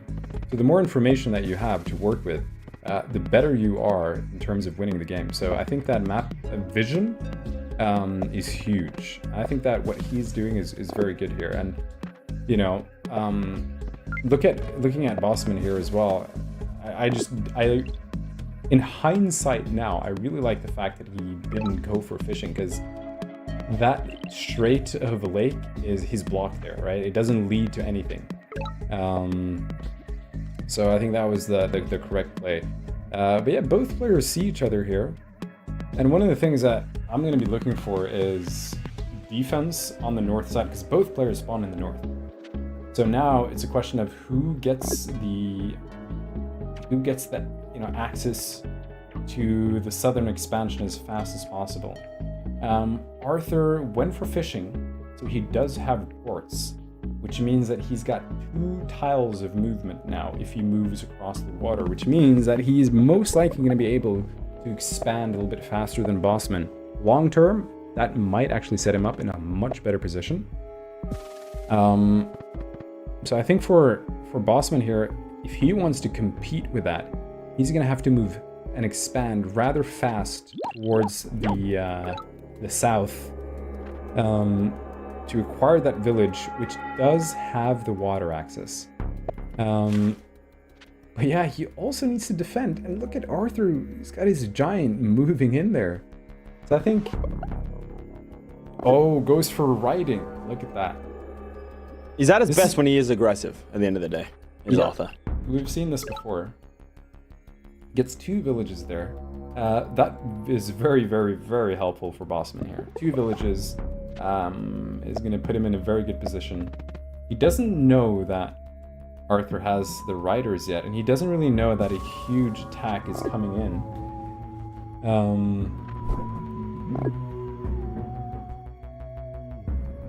But yeah, he really gets the he gets his own little giant here, like I said, which is good. He can place his Park of Fortune maybe towards in Uspo, and maybe even go for a wall. It wouldn't be unlikely. He places it in the back there. Perhaps not. Now Arthur's turn. Let's see what he can do from here.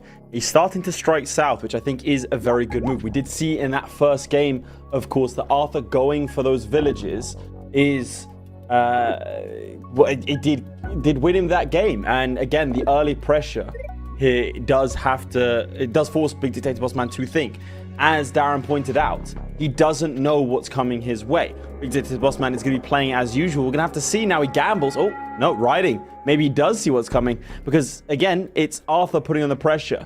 It's a little bit of an early gamble, but we know that he's not a risk-averse player. Now pushing his giant down south, following up with a couple of riders, and I think he'll be in a really good place to sort of repel this. And then, of course, as Darren was saying, those two villages to the south are definitely going to be his. But a ruin and a village now for Arthur. Maybe that will contain some and another village. And we'll have another to see. village, Ruins yeah. have been. Oh, there we go. Hello. Ruins have been incredibly pivotal in some Yes. games, and of course, absolutely useless in others. We had a, arguably, in my opinion, the Zebasi final between Willibom and Justini Linguini. Justini had every advantage that there could be, but 3 ruins back to back, giving him sailing, I believe it was sailing, ramming, and stars were exactly what he needed to maintain parity with Justini, which actually ended up with him playing so well, he won that game, even though, frankly, there was a point where we had completely written him off and thought within 3 turns he would lose the game. So these ruins can be incredibly impactful, but it's not a strategy that you can necessarily plan around. No, that's very true. Runes are, pure RNG. They're pure luck, right? Sometimes they can have a huge payoff. Other times you can get you can use a warrior, go back, and then end up with a swordsman that is not going to do much for a lot of turns. The thing about runes, you want immediate payoff as fast as you possibly can, so that they're actually able to contribute to the fight then and there. But yeah, you see that now Bossman is and was able to move towards the south here and get a hold of those villages, which is very good for him here if he's going to have a chance. And it's looking like, Arthur now with 3 villages. I mean, obviously he found 2 now, so they're going to be equal in terms of villages. Decides to go for the ruin instead. So he's probably hoping for a nice little boost, maybe stars. If not stars, maybe an explorer. But even if he could have probably gotten an explorer off of that southern village there. So I'm probably thinking he's hoping for maybe technology, population, or stars is my bet. Either 3 are good. Stars is of course the best because it just gives him the most options. But, if we focus our attention to the center here, we see that both of these players have an equal amount of units on both of their sides, right? So it's not looking like we're going to see a lot of action unless one of them really decides to go aggressive and move in here.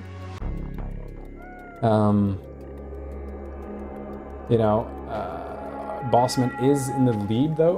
Yes. Okay, so he's going to go push in forward. here. Picks up the first kill, unless I'm mistaken. No, that's there you go. the 3rd kill. Oh, his first. kill, yeah. His Yeah, first. yeah, My apologies. Yeah. Moves in. Is he going to move his giant? No, he's going to keep it there, right? He doesn't want to move that in. It's an interesting playground that they find themselves in now, because both of them have the ability to go, I was going to say abroad, further afield, let's say. Yeah. And obviously pick up those villages and develop from there. But this is kind of where the initial contest is, decided by Arthur. And Big Dictator Bossman, seeing this sort of aggressive push, has managed to stall it. Yeah, you see Arthur just got stars. This is exactly what he wants. Goes into mathematics here. Gets a little bit of vision, puts some pressure onto that one village there. And it's kind of forcing Bossman to respond to that, either by hitting the rider or by just placing another warrior there. Either way, it's going to be a little bit something that Bossman is going to have to deal with. Now, if we then look at Arthur here, he's got 2 rafts plus a giant onto the water here. I think one of the things that could be a nice opening for Arthur here is if he can move that one giant into Nepo,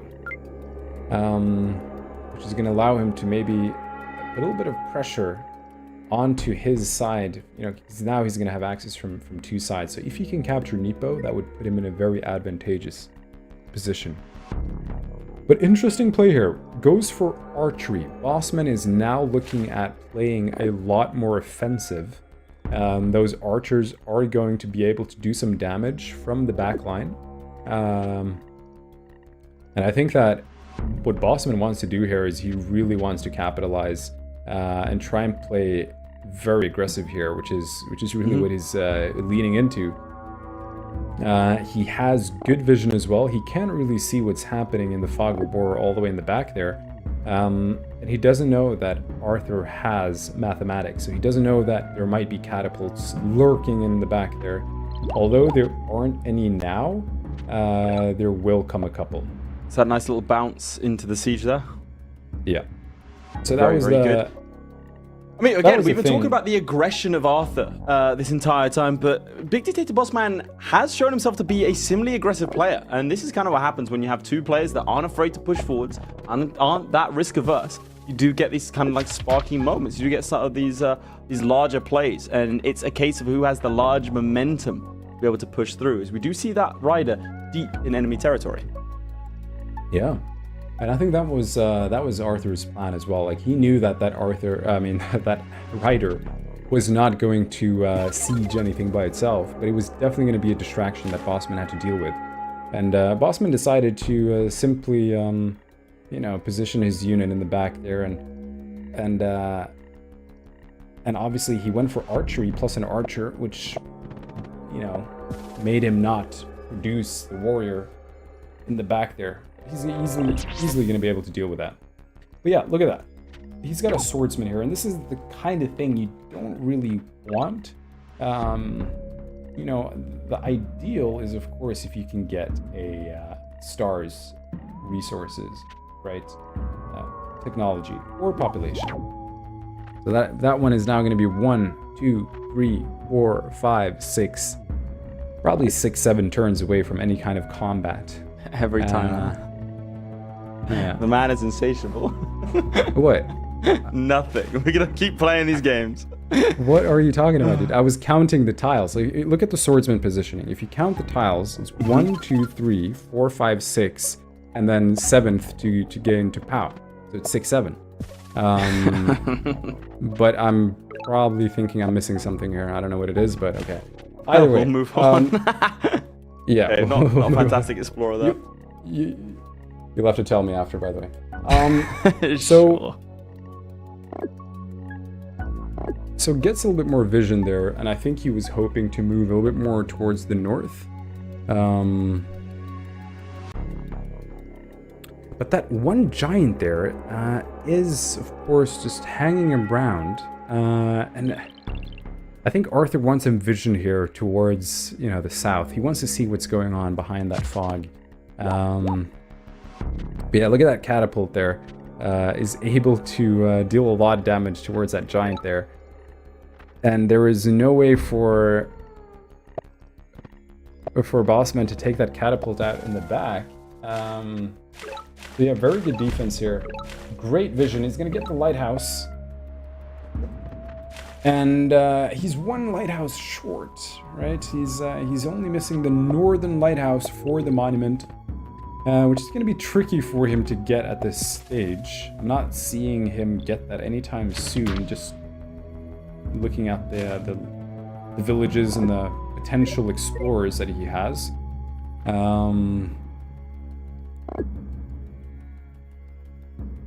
It sets up a very nice offense in the back here. And this is going to be good for Arthur to also deal with Bossman's offense here, because, he's got 4-3 archers at this stage. And Bossman wants to really launch that attack towards Arthur here. The difference between the two, of course, is that,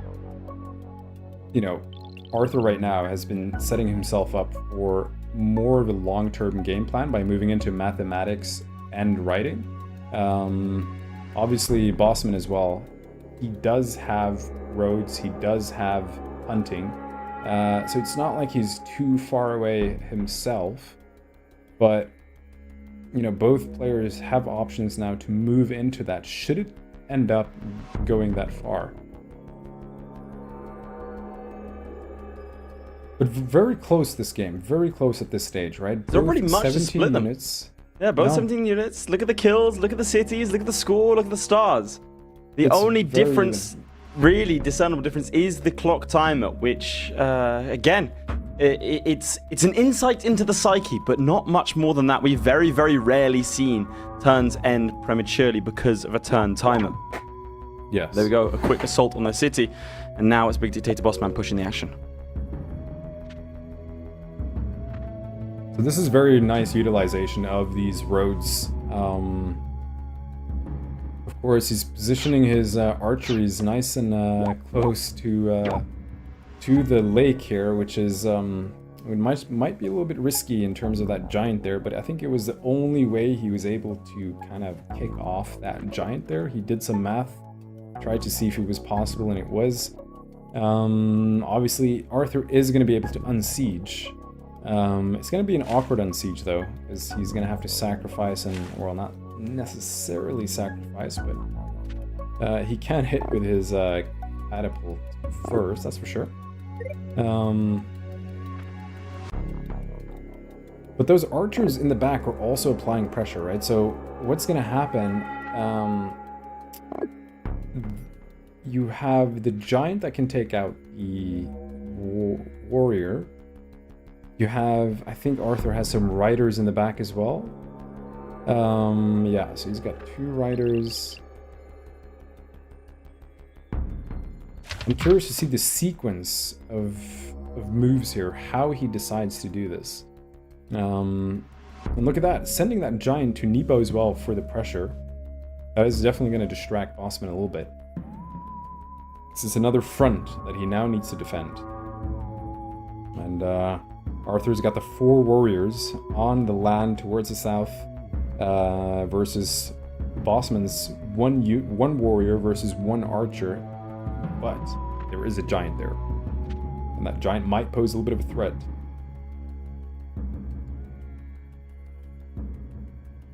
Give me the percentages then. Got to do it every time. Ooh, I think I would say at this stage it's very even. I think it could go both ways. I'd say 50-50 in terms of map layout.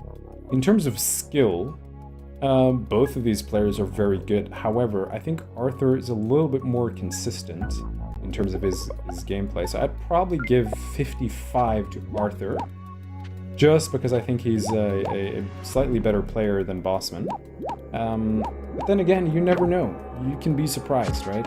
Absolutely, and there goes the giant. There goes an attack from the catapult. And suddenly, it's Arthur. I mean, look at the kills difference, you know? And that's, in my opinion, the kills difference is, beyond the obvious, is one of the biggest scores to look at. Because if one player has double the amount of kills, triple the amount of kills, quadruple the amount of kills even in some cases, it is indicative of wasted resources on the part of the individual who has fewer kills. And certainly Arthur's going to be hoping to widen that gap as we go on. Remember, each star put into a killed unit is one that hasn't been, that could have been better placed. Absolutely, absolutely. And I think when it comes to these units, right, Bossman has sent a lot of cheap units in, 222, but that's, you know, what is that, 16 stars at the minimum that he's spent now trying to, you know, do something here. Arthur has been defending very well, you know, good trades as well.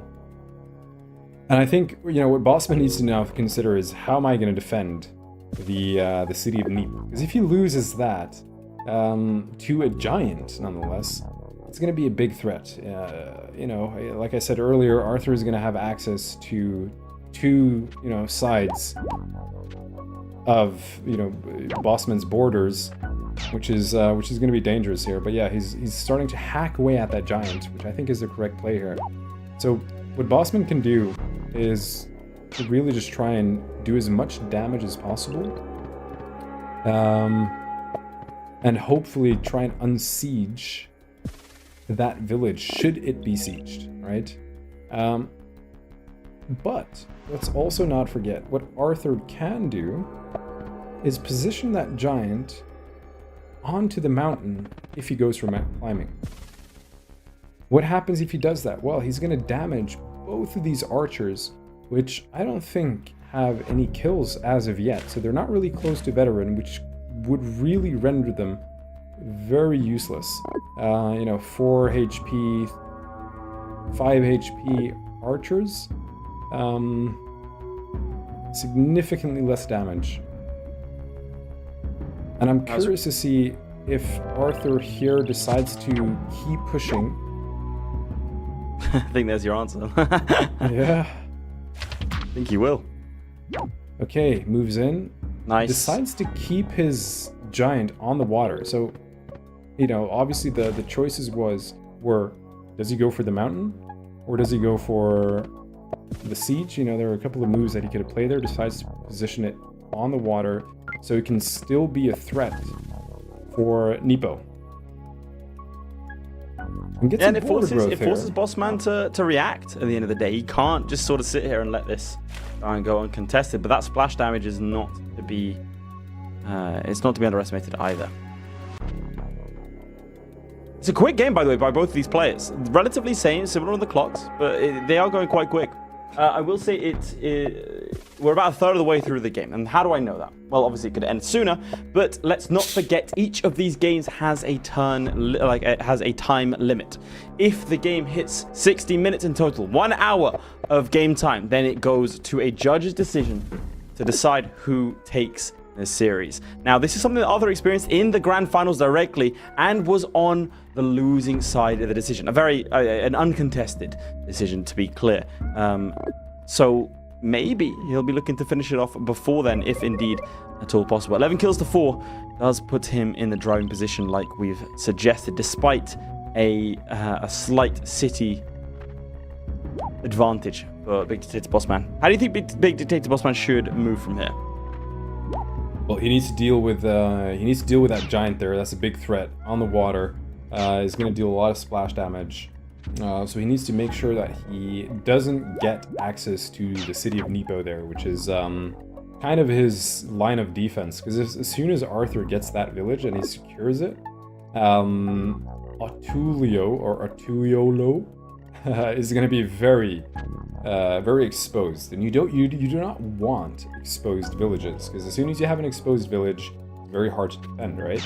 So at the same time, Bossman also needs to make sure that he's able to hold off potential counterattack from Arthur, because Bossman launched the initial attack, right?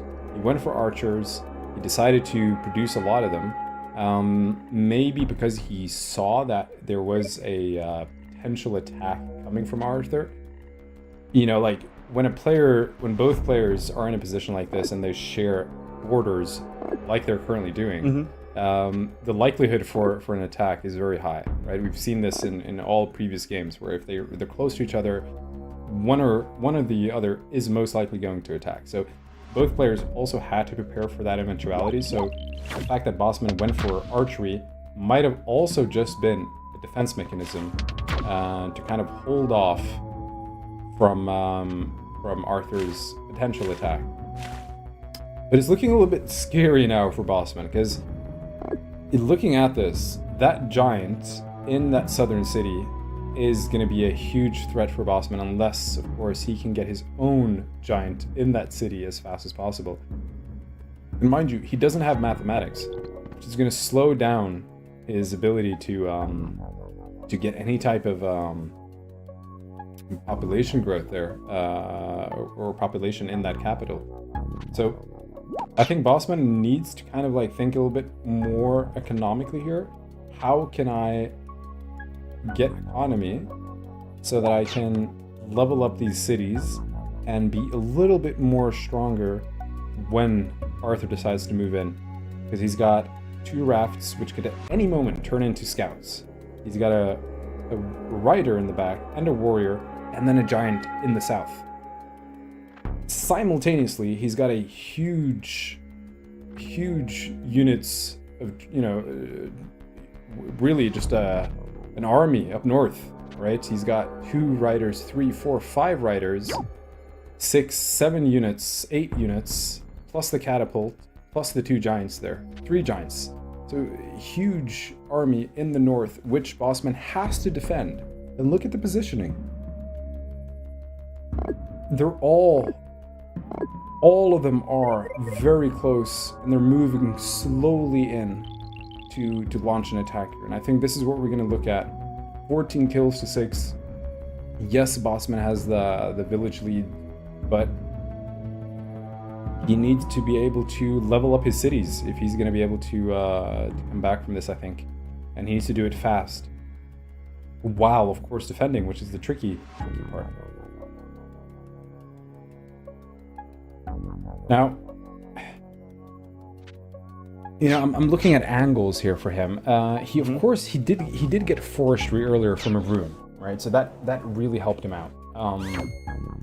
He's now going to be able to take out this giant, which is also big for him here. And this is what he needs to do. He needs to defend. He shouldn't move into attacking. It's that catapult, really, at the end of the day, that is going to be tricky for him to push forward on. Yeah. Anytime he steps into that sort of kill zone, it's going to be problematic.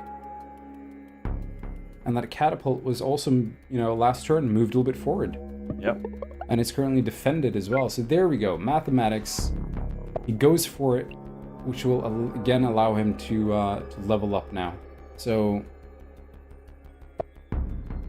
which city he decides to go for is the question. I would assume it's either going to be one of the cities in the middle there, Uspo, or it's going to be the southern city there in Kuaolo. The names just get better and better, huh? Yeah. How much of a role do you think water access could potentially play here for either of the players? Did you say water access? Yes. Yeah, well, I think I mean, if either player gets either Kilo or Kuaolo, they're going to be in a very good spot to in terms of water access. Mm-hmm. So that's 4 villages, because both players currently they have 3 villages each with pretty decent water access. I mean, if there isn't a little opening for Bossman to, should he want to go for maybe bombers, should it end up there, he could go for a bomber all the way in his capital there. But yeah, look at that. So gets the siege, launches a big attack now. And that's pretty brutal for Bossman here. He's most likely going to lose that city. Even if he pops a giant, I don't see him defending that for another turn. And this is really a huge swing right here. This is a big swing for Arthur, because as soon as he captures that village, he's going to have a lot, first of all, he's going to have the village lead. But he's going to be in a much better position when it comes to the water access, because capital, port, Amispo port, Usnia port, right? Kilo port. He's going to have 5 villages with port access. So, going back to and circling back to your question here, how important will that be? Well, as soon as he captures this, it's going to be very important. And mind you, he was able to siege that village because of water access. And Arthur is also hedging here. Look at the catapult that he placed in Kilo there. That is going to be in case Bossman retaliates with a giant there. Now, from Bossman's perspective, going back to the north here, he's got a giant that he just popped there. Obviously, he's got the mathematics now, which is going to allow him to play his own catapults, which is going to be good for defense. And those are going to help him on both fronts. They're going to help him defend any potential sieges on Neep, which is, the little isolated village all the way on the south that Bossman has. Not Uolo, but the other one. And Rokipo, I think it's called. Rokipo.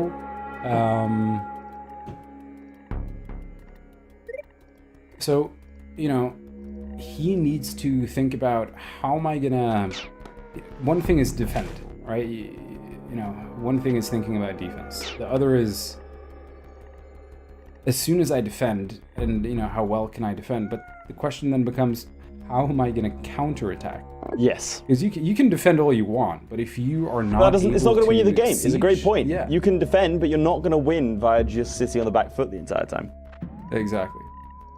I think what Bossman needs to do here is he needs to consolidate his units. 22 to 19 though. 22 to 19, but look at the kills. 17 to 9 kills. I mean, what we were saying earlier when it was back at 3 kills and 7 kills, that number and difference has only been increasing. Sure, they might have similar stars, right? Sure, they might have similar units, but the amount of stars invested in units that have then subsequently been killed is, of course, a lot higher for Bossman. I think he's going to start to feel the sting sooner rather than later. Yeah, no, he will, and you know, at this stage, that is two, maybe 3 stars per unit that he's lost, maybe a giant, I think, as well. So that is a lot of stars put into troops, and this is now becoming very obvious, right? I mean, the stars that Arthur has saved has allowed him to get technology faster. He's now in trade, right? But he's still in a very defensive and a good position in terms of his units. He's not currently going for an attack, and I think that's a correct move considering the fact that he just went for markets. Typically, the turn you place markets, you want to make sure that is a turn that is not spent on offense, but rather building up your economy. You know, look at that, heals all of his units. So he's now probably gonna set himself up for an attack in a turn or 2. And Bossman needs to do the same here. He needs to think, okay, well, Arthur just got markets. I can see that. He did the same to kind of keep up, right? Because if you can't keep up, you're gonna fall behind. And the longer the game drags on, with a huge economic advantage for either or player, one of them is going to come out on top. So absolutely, and we just have passed the halfway mark. So we are in the final half of the game. Of course, nowhere near a decision having to be made, but it is worth mentioning time is running out, and you have to think the current decision, if it was stopped as is, would favor Arthur. So what can Dictator Bossman do to try and equal that? And I mean, let's just say it. Give me your chances. Give me your odds. I'm going 75-25. Yeah, I was going to say 70-30 here. Okay. And the reason being is because it's not over for Bossman, right? Like, he has a chance of coming back. But then again, when you're playing with skilled players like this, you're not going to see a lot of mistakes being made. So that really, you can't rely on your opponent making mistakes. So what it's going to come down to here is whether or not Bossman is able, like I said earlier, to consolidate his units, somehow build up a decent army, and then launch an attack. That's his only way of coming back. And the attack needs to be so overwhelming that Arthur is going to have a very hard time to respond. You know, there is no real clear difference. You know, obviously Arthur does have the extra village, which is useful and very helpful. But it's not like the last game that we saw where Bossman had what was it, 7-8 villages to 3, right? So there is no clear, you know, huge village advantage. Both players got trade now, and I think both players are going to resort to a similar strategy. They're both going to move into, you know, building up economy, slowly consolidating their army, and they're going to launch an attack. Whoever is first, we'll see about that. But I think yeah, like you said, Arthur is in a better position. Absolutely, Also, but that's when you say they're both going to pursue similar strategies, and I think you're absolutely right in that. There's nothing to me that suggests that they're differing from their sort of respective courses, which happen to be the same ones. But given that Arthur is in such a good position, given that we are giving him between 70 and 75% odds of success, you have to wonder, is that the right move from Big Dictator Bossman? You know, he set up these archers in defense. Sure, they can take out whatever's in front of them, but that's not enough. He has to push the action here, and slowly but surely Arthur has been wresting control of this game from him. Yes. That's the thing, and also, I mean, you take a look at this, Arthur is not looking to force an attack here, right? At best, he's either going to go for a very defensive position and try and bait Bossman into an attack. And then he's gonna what's the word? Is it spring jump he's gonna, well, essentially Springboard. launch a springboard. There we go. He's gonna springboard back and launch a counterattack, trying to capitalize on any mistakes that Bossman makes. So I think he's setting up a trap here, hacking away at a little bit of health on those frontline archers. And you know, like, one thing that I wouldn't be too surprised about is chivalry as well, right? So now that they've both got trade, I kind of probably suspect to see it from Arthur if he were to do it a little bit, well, at first, that is. Because, you know, think about a chain here. Like, how many units do you kill, right? And 34 Many. stars, 6... Many, yeah. And again, Arthur doesn't know this. Bossman doesn't have vision in the capital. So, you know, worst case scenario for Bossman here is Arthur places a knight all the way in his capital. And a knight with roads has a lot of range, 6 tiles of range. So he could effectively move from his capital, which is in the middle there. I think it barely reaches the frontline archer in the front there. Now, as soon and if Bossman ends up getting mountain axes, he could potentially chain throughout the way the game is set up right now, or the units are placed. Chain all the way through those archers in the middle there in the center, and if Bossman ends up playing a unit on the mountain, he could chain further down to the south and even take down one of these rafts or a siege onto that capital. Yeah, look at that. Little 1 HP archer did 0 damage. Oof. But yeah, he's about to time here, Bossman. 5 seconds left. 14 stars. Did he run out of time? Was that one of the first times we've seen that? Well, look at the differences in time. It is a slow, inexorable crawl towards victory. Free spirit, chivalry. I think this is the beginning of the end. I You did called indeed. it. You did. Oh my You days. did.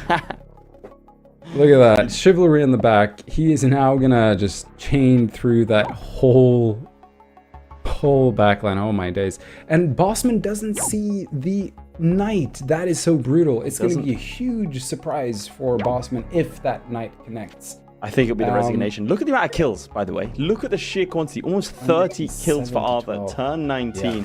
That's where Bossman's stars have been going. And what does he have to show for it? A fight on the back foot. 5 units in the red. I just don't see a way back. I really, really don't. I think, personally, the chain will come, and that will be game. We're going to have to see something really special here from Big Detective Bossman. We have all those ships in the east, and what are they doing? We have Nippo that is also about to be assaulted. I can't see a way forward. Free Spirit, Chivalry, that's one way forwards. Here we go. Yep. Both players decided to go towards Chivalry here, and I think that was a correct play for both of them. I mean, you know, it's like I said earlier, Arthur was going to get Chivalry first, because there was just, you know, both of them have the markets now. They do have the economy to move into that. And they have all these units, these weak units, towards the center there. And, you know, right now, Bossman, if he's counting points, he knows that Arthur got some sort of 200 points bonus there in technology. The question is, which technology did he get? Did he get Chivalry?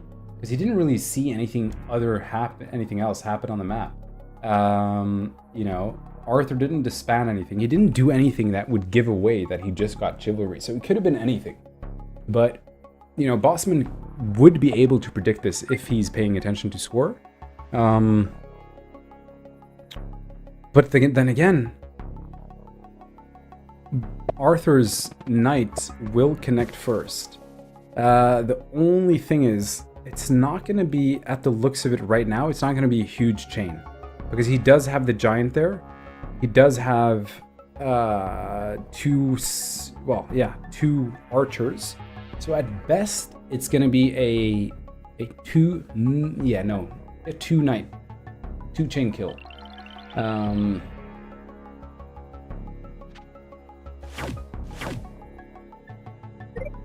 Because he's not going to be able to deal with that giant there.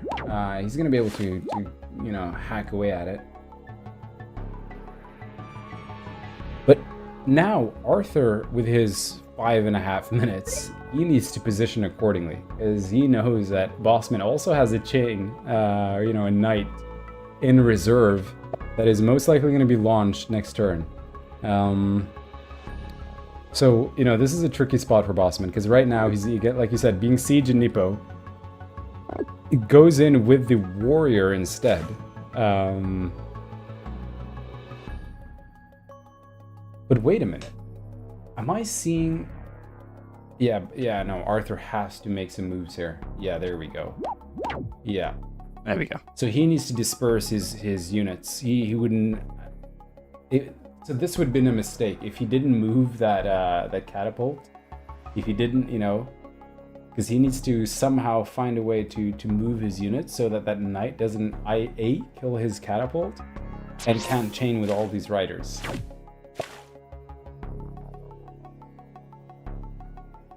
But yeah, this is it. This is Arthur doing his push, So 100%. He went back. He forced a little bit of an attack from Bossman earlier on in the game when he went in with his warrior to siege Pau. Obviously wouldn't hold, but he used that as a springboard to kind of launch a counterattack, not just with his riders and catapults, but with a knight. And Bossman, he also saw the angle. He saw that, okay, well, I kind of, there is a nice little spot to go for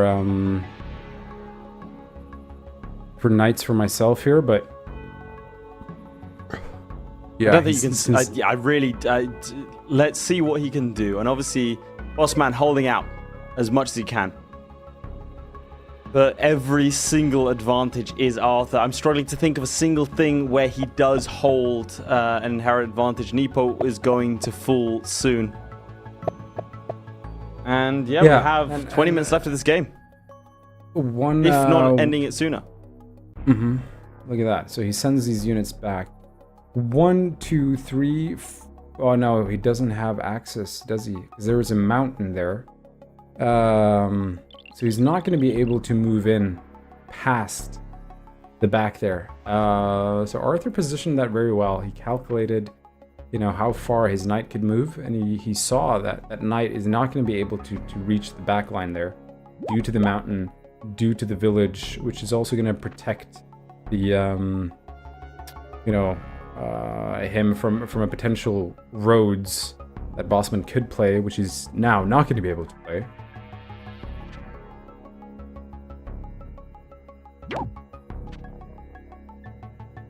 He's gonna clean up these kills here. I mean, obviously that look at the catapult positioning. The catapult is in range to hit anything in Uspo and Nippo. So very good positioning on that catapult there. He's got 2 knights now. It's looking like this is going to be game for Arthur. I'm also not seeing a because this is where the snowballing begins, right? Yes. Slowly hacking away, the fact that both players got knights obviously means that both of them have to be a lot more conscious about where they place their units. There it is. But yeah, there it is. Resigns. Not seeing a way through. King Arthur is going to the finals. 2-1. Arthur wins against Big Dictator Bossman in a well-fought, drawn-out game. What a semi-final. I would say stark contrast to the Meisterlampe semi-final, where we had a very, very quick resignation and then a very, very quick stomp into the ground. Instead, we have 3 games going 2-1, and then obviously that final one taking a little bit longer. I don't think it was ever in doubt halfway through, but we have seen before that if you're not careful, it can go, it can all collapse in front of you. What do you think of that game? Yeah, I thought that was a very close game, pretty much up until the point where you had the siege in the southern city there. Obviously, when Arthur was able to capture that, he launched, pressure on the southern city. The only possible way for Bossman to come back was the north, and Arthur did very well in terms of protecting the northern side. And obviously, as soon as the knights came into play, that was pretty much it, right? Because now these archers are not going to be very effective because you can't position one next to the other without them dying. 100%. The catapult was very well positioned, so yeah, overall, well played by Arthur, and gets 2-1 on both. So 2-1, and he was 2-1 in the quarterfinals again against a very talented Willibom. So not the smoothest route to the final for Arthur, but now we have Arthur versus Meisterlampe. The first time in any of these qualifiers that we will have two finalists compete in the final. And frankly, I think it's the first time that we'll see a finalist that made it all the way to Stockholm. So two unarguably incredibly talented players.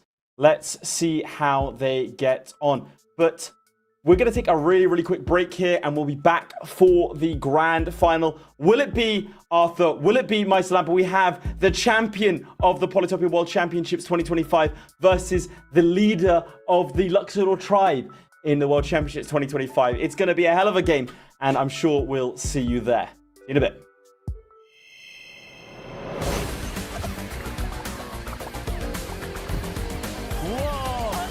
Okay, we have to talk about He it. claims his crown like flames, Livingwood.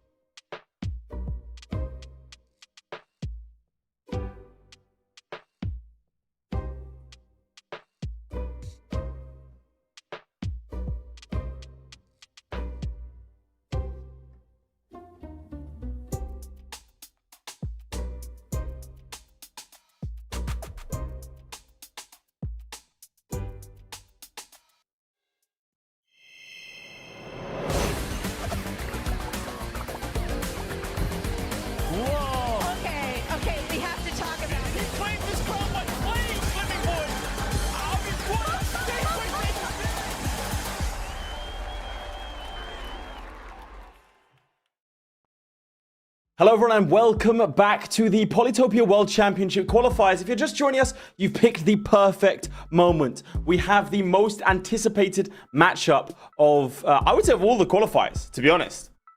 We have Arthur versus Meisterlampe. How do you feel about this, Aaron? No, I agree with you. I think this is going to be a crazy game. You've got Meisterlampe, the reigning LUXIDOOR champion, together with the world champion. I mean, how sick is that? Yeah, it's fantastic. You can see the journey they've been on as well. Now, Meisterlampe with the quickest win in our qualifiers history thus far. Now, obviously, it could all change. Perhaps we'll have a 10-minute one, but an initial 5-minute win followed by a 10-minute win. Meisterlampe against a very strong Cabanas. Let's not forget, Cabanas has been in previous qualifiers. On the flip side, Arthur, I wouldn't even say he's looking shaky, but looking beatable as we've seen him. 2-1 against Willibom, 2-1 against Big Dictator Bossman. But let's not forget that Willibom in the finals last week, Big Dictator Bossman, a regular fixture in the qualifiers. These aren't individuals that you would consider easy. These aren't individuals that you consider, I mean, they're potential champions in their own right.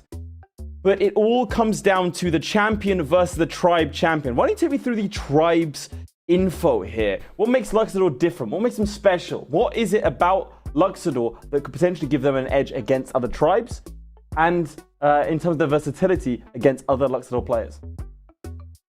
Well, in a mirror match, it's not really so much about, it's going to be very, very equal. Obviously, we've seen this before, but a lot of it really comes down to starting technology, and movement.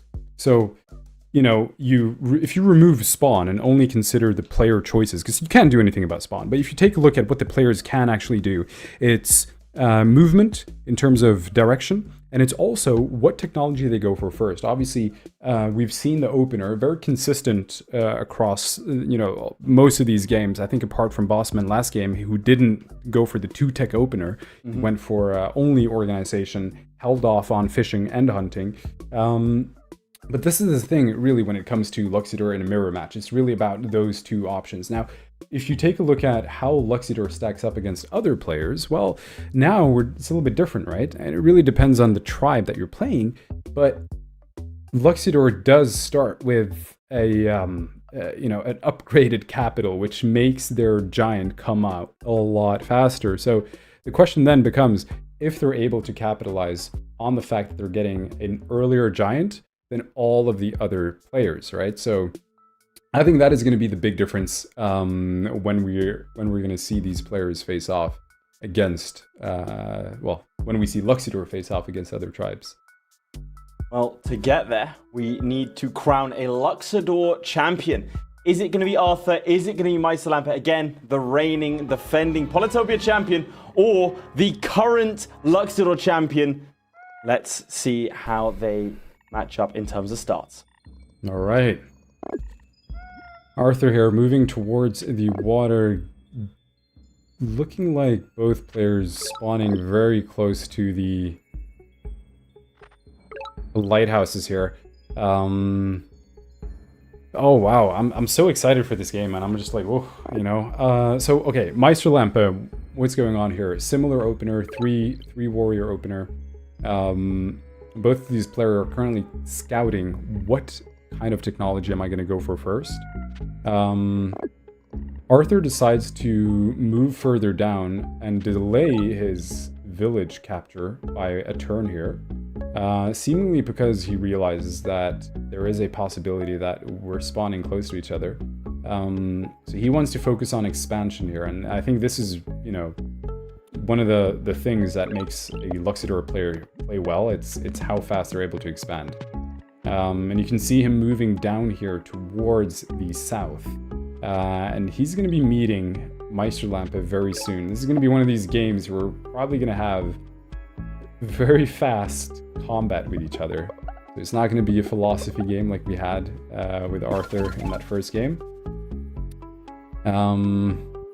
And yeah, decides to go for fishing here. He realized that in that second village that he captured, there wasn't that much that he could go for in terms of organization, because he only had one fruit in that city. but decides to meet him here because there is most likely going to be a village in that fog of war right there.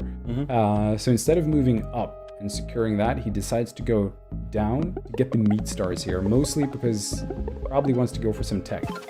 And he does. He goes for riding roads. One thing I do want to point out is that both of these players will also constantly look at the score. If they hit tab, then the score will be flashing up and they can monitor what their opponent's doing. Both these players are skilled enough to generally know exactly what their opponent is taking, if they're taking techs, if they've been doing any sort of advancements, by mashing that tab button and by noting the score. It is permanent. Watching both of these players in Stockholm live in their warm-up games off camera was an exercise in epilepsy warning, because they would just mash the tab button so much and constantly monitor the scores. And that's the thing that really separates the pros, right? I think that was one of the things that I commented on, I believe 2 weeks ago when I was casting. Yes. It was what Arthur said on a stream, right? Where he had a note, he had a piece of pen and paper, you know, and he was literally turn by turn writing down the points that his opponent had every single turn while the game was going on. And this is a level of, you know, when you do that repeatedly, you're building in patterns in your mind. You're building in a level of knowledge that, okay, if my opponent has X amount of points, that means this. That most likely means this. That most, you know? So you're 100% right when you're saying these players are checking the score. And, you know, like looking at this map here, like both of these players now currently at 3 cities. And it's looking like, you know, obviously Meisterlampe hunting fishing went for the early giant here on turn 5, as opposed to Arthur, who decided to go for riding roads, which is interesting. He's most likely looking at trying to pressure that northern, or that village sexy that Meisterlampe has here.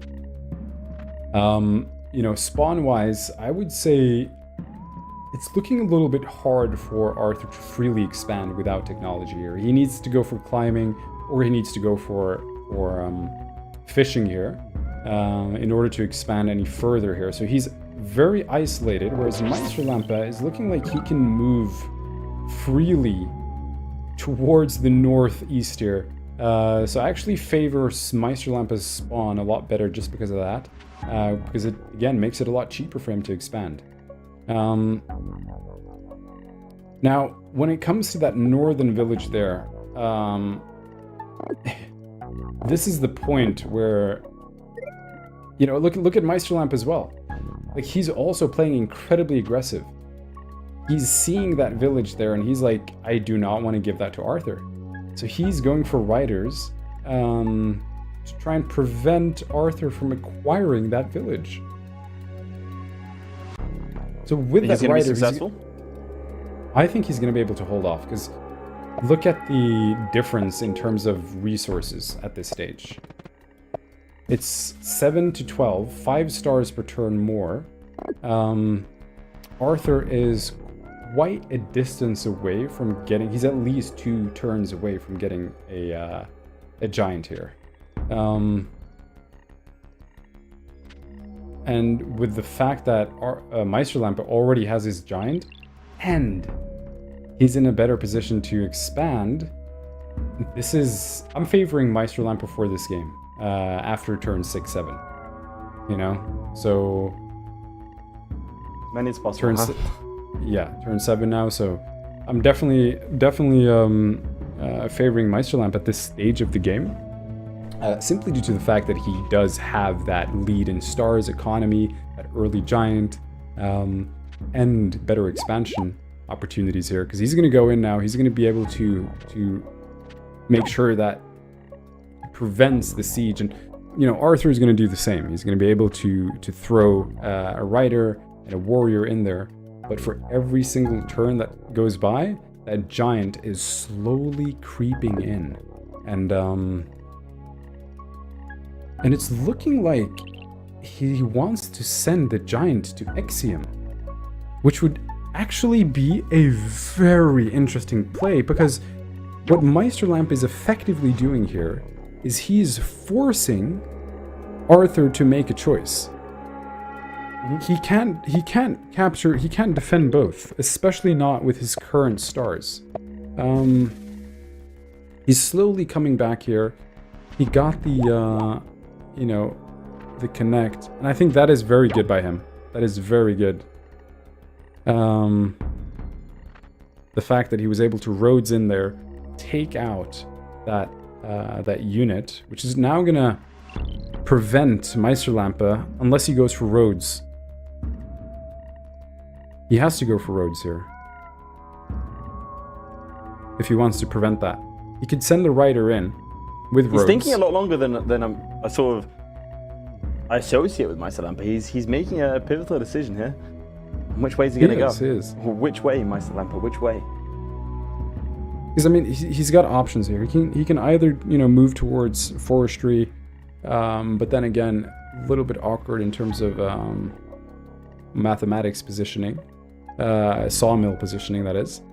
I think his best play here really is to try and go aggressive here. So yeah, it goes for the Rhodes. There we go. I'd love to hear you pronounce that new village name, by the way. Oh, Luisny. Perfect. Well, you're right. He does look to prevent Arthur from taking that village. Again, 4 cities to 3. The longer you can maintain that advantage, the better. Again, it's only 3 stars per turn, but over 3 turns, 9 stars, and roll on and on and on. And it's these early stars that are, of course, the most pivotal. So the more he can do to hamper Arthur's growth, the more it will pay dividends in the long run. Yeah.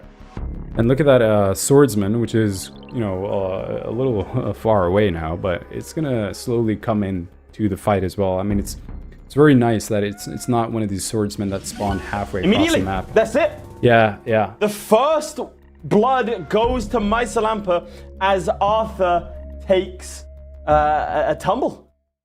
There we go. Resignation. What do you think of that? I think, frankly, it's warranted. I think it was an untenable sort of situation.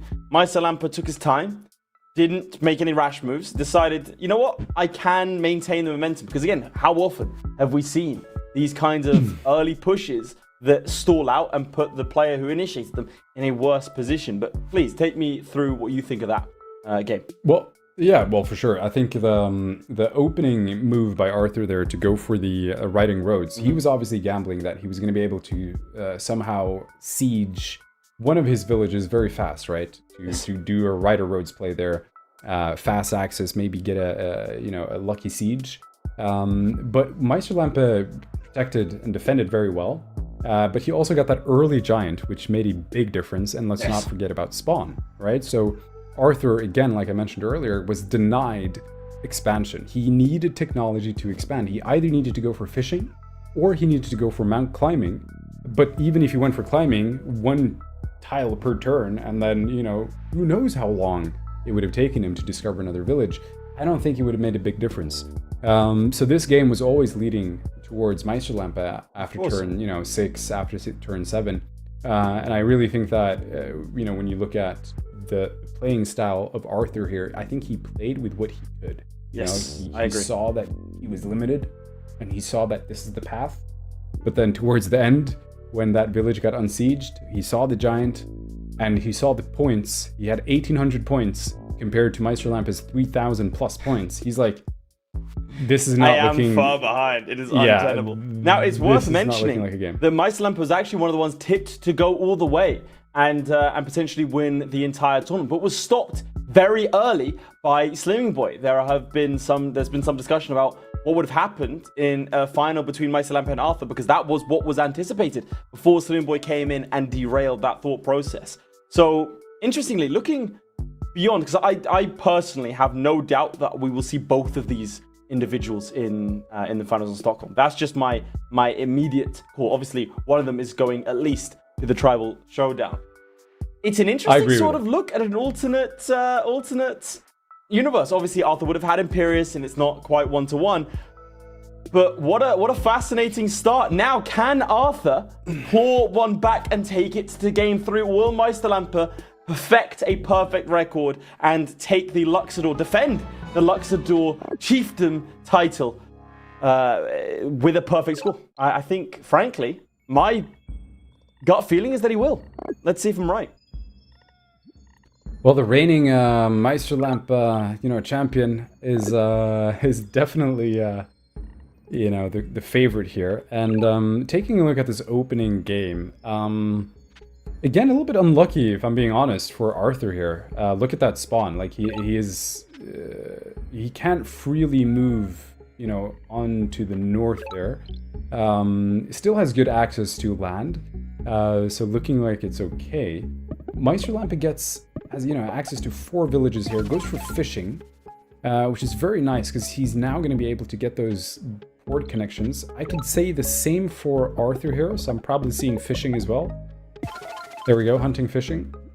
Because both players now have some really good port connections, which is going to help with their upgrades on the villages and on the capital there. Goes for an explorer to kind of see if he can, first of all, find Arthur, but also gets the lighthouse and Arthur here, which is really good for Meisterlamp. And this is good information for him, because now he knows that he can freely move that little warrior down to that village. Arthur is probably going to move further down as well to capture that village as well, so he's going to have a nice little village there, but that's probably going to be a very contested one. Arthur also gets the... Meisterlamp also gets the other lighthouse there up north, which is very good. Probably goes for an explorer of himself here, yeah. And it gets to the lighthouse, and he's most likely now going to discover Meisterlamp. There he is. He gets the meat stars. And the question here, does he go for another explorer, or does he go for stars? I think he would go for an explorer here, because Arthur does like information. He does like vision. And he does. Is going to try and maybe see if he can get the lighthouse. And, oh, that mountain just blocked it. Oh, that's unlucky. So it's not over, though. He's still probably able to get it if he sends another explorer on that village all the way to the south. But yeah, Meisterlamp again gets his giant up on turn 5. Which is, consistent from what we've seen last game as well. And this is looking like it's a, very solid opener. Hasn't placed any ports yet.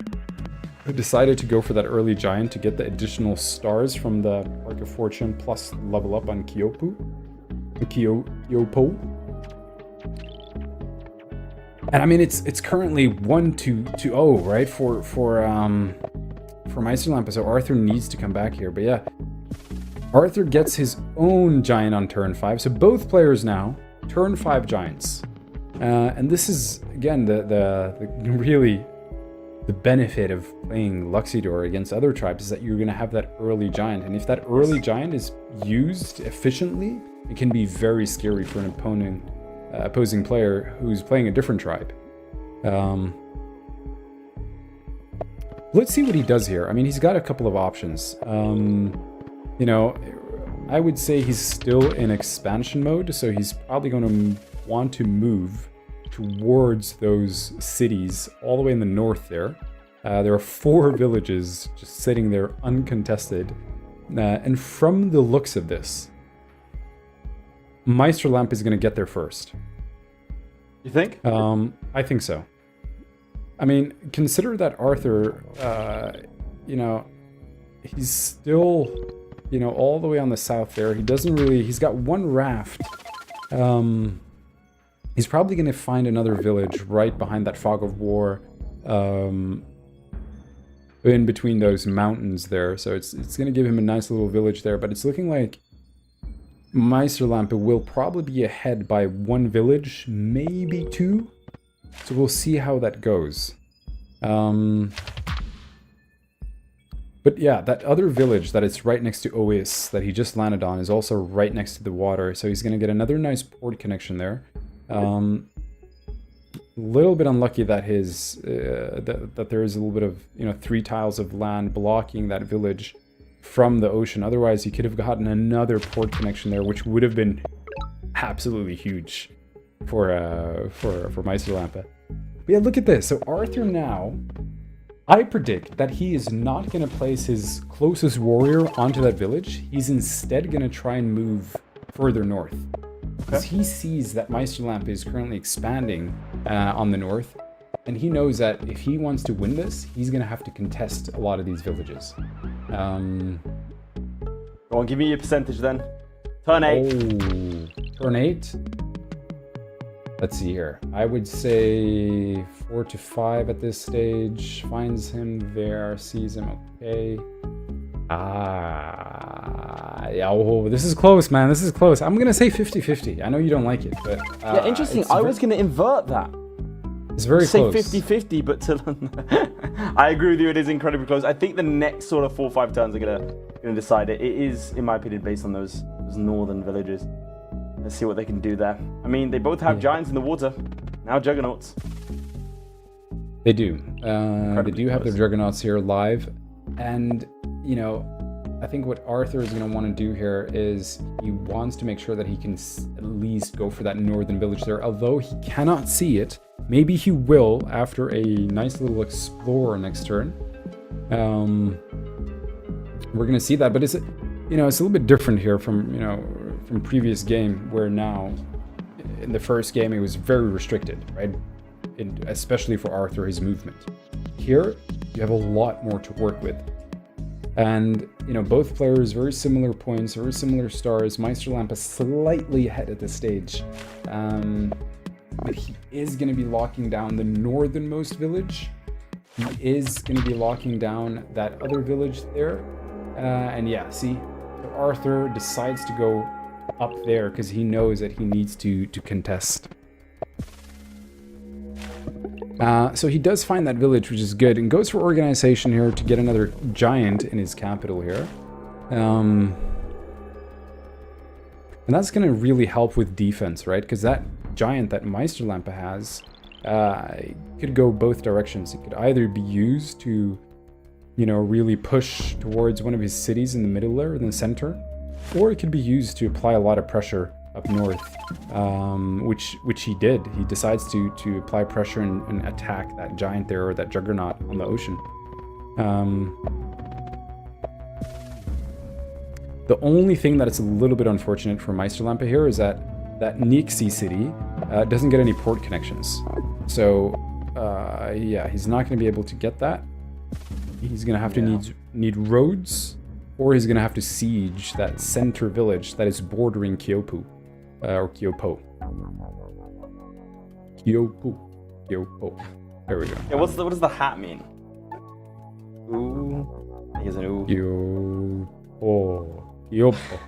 This casting is just descended into us making random vowel noises. I feel like a caveman trying to pronounce these names. Kyopo dangerous. Yeah, Kyopo. Big giant turn up. Kyopo. Yeah. But this is looking good for Arthur nonetheless. Like he gets that village there. That's gonna really help him out here. I agree. You know, so I think from this spot, I think he's feeling a lot more safe now that he's looking, you know, close in on that village. Gets the other giant here, yeah. And that is these villages are a lot more. I mean, you said it a couple of weeks ago that your cities being closer to each other does make them easier to defend. It means that your units are already consolidated right from the start. Anytime that you're bringing in new guys from the front, well, they're right there. So maybe that could be the edge in an otherwise even game. Meisterlampe gonna have to be bringing in troops from afar and having to consolidate them in a way that Arthur doesn't necessarily have to do. Obviously, with the northern villages, that might change. Plus, I do think that Meisterlampe has a better grasp of the northern edge of the continent. You can't really argue with the closeness, or what would you call that? The concentration of Arthur's cities in comparison to Meisterlampe's. At least in my opinion. No, you're right. I think that you know, both players obviously have to spread across villages, you know, bordering the north, the south, you know, the west, the east. You know, really, they're all on both sides. The difference here really is that the bulk of both of their forces are in the center, and that's really where, you know, there is that level of water access. If you look at the map as a whole, there is one stretch in the middle that is just pure lakes, and you know, one or the other, the player is most likely going to penetrate that. Whoever does that, whoever controls that center, is going to be in a much better position than the other. Now, then again, if you also take a look at the giants that Arthur has right now lined up, he can definitely launch a little bit of a attack. Highly unlikely though. He can if he will, but it's going to serve as a defense and as a potential attack. But both of these players, you know, I'm a lot more excited about this game compared to last game, and the reasoning is because there are so many things and so many angles that, you know, war can happen in here.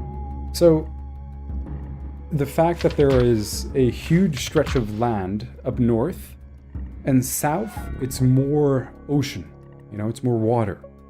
So it's, you know, it's going to be a very, I think this is going to be a very high warfare game. It's not going to be a slow game. There's going to be a lot of fighting going on, just again because of the fact that they're so close to each other. And also, you know, I'm kind of trying to scout the biome in Arthur's villages as well as Meisterlampe. Meisterlampe has slightly better sawmills positioning. So, you know, he could place a beautiful sawmill in between Ussis and Kyopu. And he can also place a 3-star sawmill in his capital, another 3 population sawmill in Ois. You know, so he's got really good sawmill spots versus Arthur that, you know, he has a couple of good spots up north, but if you take a look down south, he doesn't have that many, well, equally as good sawmill spots.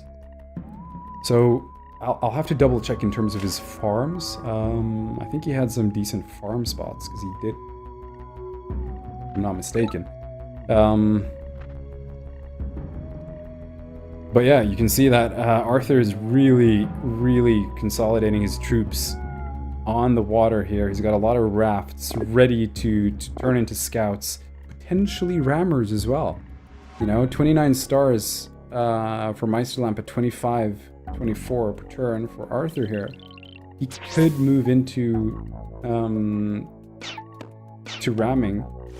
I think neither one of these players is willing to cede water control, right? So I think neither one of them, in my opinion at least, neither one of them is sort of willing to commit to a full assault, if that makes sense. But they're almost being forced into it bit by bit because of the proximity to the other one.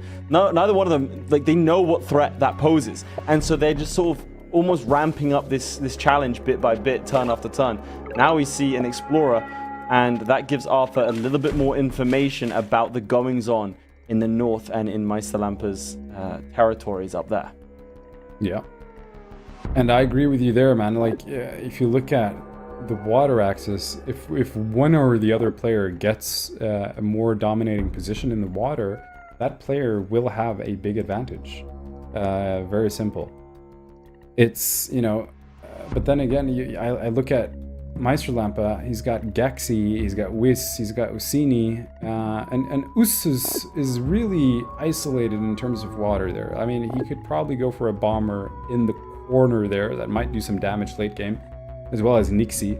But it's really that center there that is going to be dangerous. And if we take a look at Arthur's side, at least when it comes to water access, he's got the south village there. 1, 2, 3 villages, 4 villages with water access. So very even in terms of units that they can position on the water that all have access to the center of the map, where the bulk of the fighting is going to happen here. Now, in the center of the map, that does, in my opinion, favors Arthur right now. Well, he the does two juggernauts have in the middle with the scouts behind. He does have a little bit more juice, a little bit more power at this moment. I'm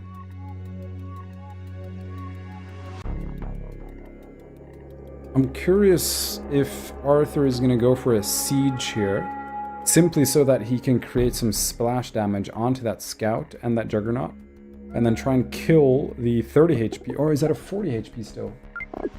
That is a 40, right? How much health is that juggernaut? That's 40, correct? Yeah, it is. Yes. You just place it. Yeah, so that's 40 HP. So it might be a little bit too big to take down. But No, I don't think you can take it down instantly, but... Oh, well, that does change then. archery here, yeah. So he's going to use archery to defend any potential sieges from happening here.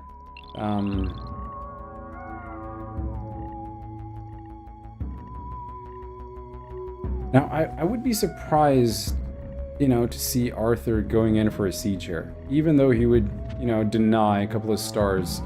I don't think it's too wise.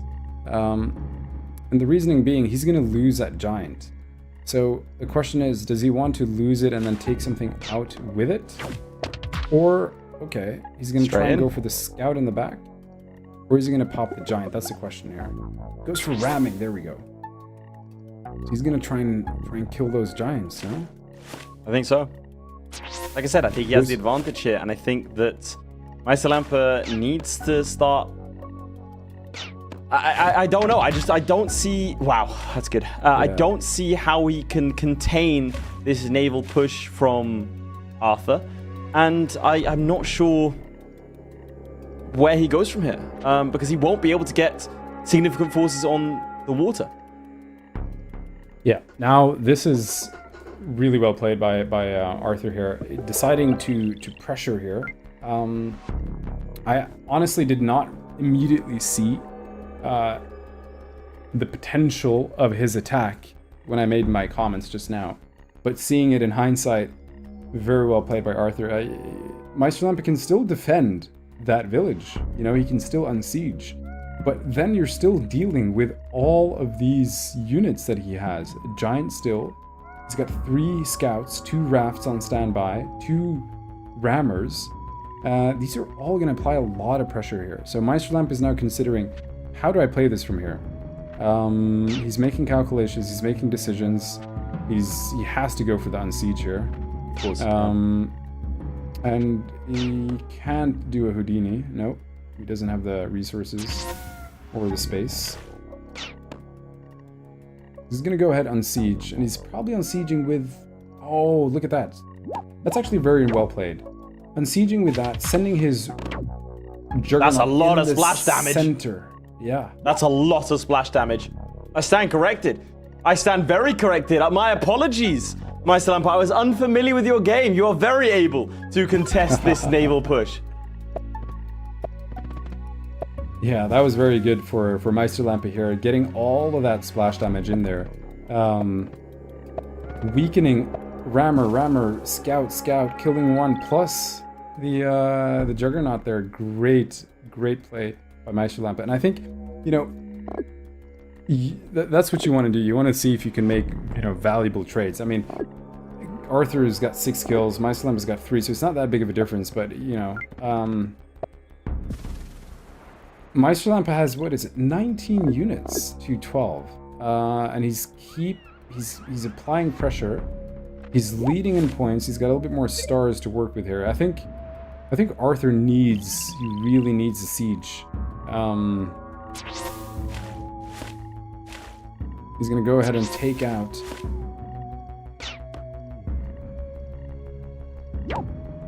Is he gonna go for a siege, or is it? No, he can't. He has to choose here. He has to go for the giant here, and he needs to send his rammer back. There it is. To heal. There we go. So sends it back. Goes for navigation. Okay. So... Nice. Great cast in there. We have one mind. Yeah.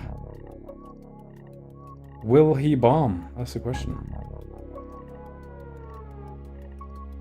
I mean, he's got some good, decent setups for bombers. Like, you know, that one raft there. You go for a nice little... I'd probably also chop a forest here just so I could place another warrior. to so I could put that in the water as well. Okay. I don't know. He's 13 stars. My bad. I was looking at the stars of Meisterlamp. Yeah, goes ahead, plays some units there so he can position those into the water for next turn.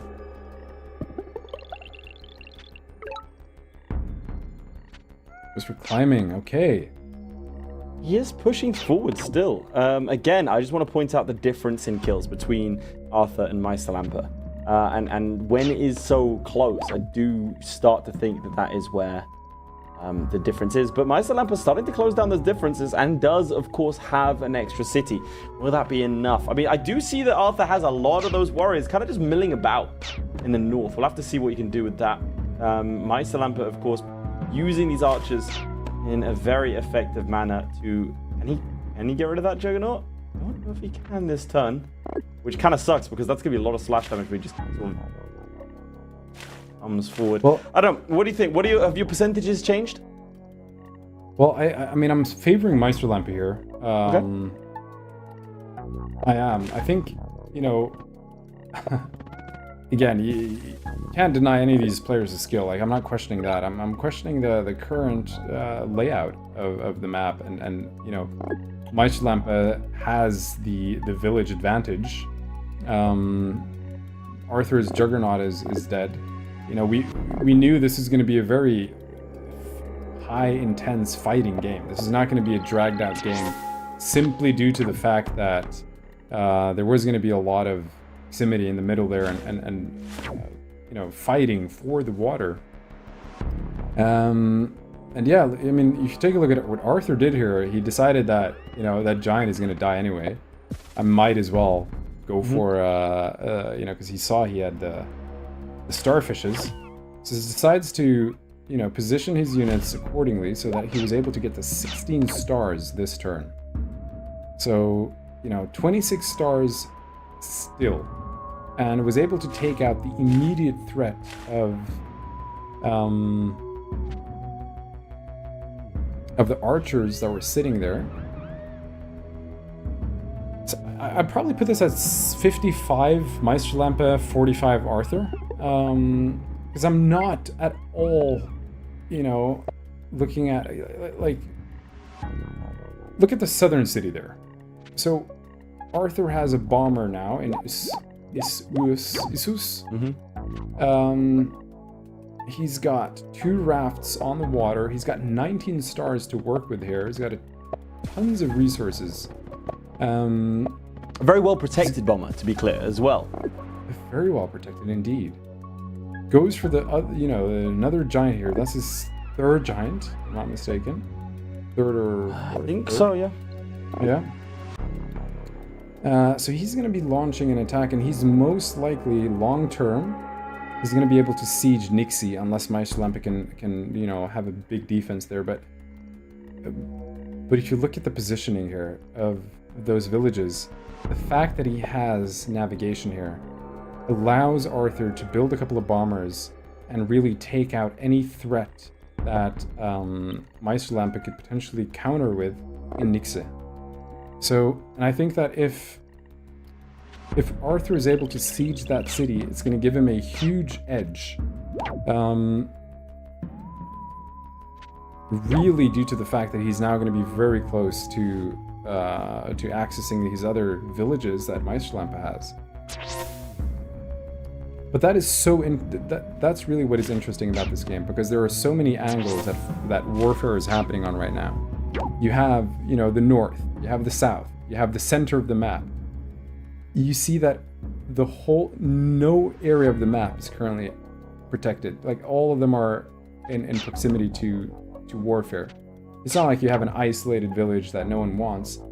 Every single village matters, because as soon as you capture a village in the north or the south, that is going to be a huge lead for the opposing you know, So player. that's an interesting little position now down south. Rama followed by Wrath.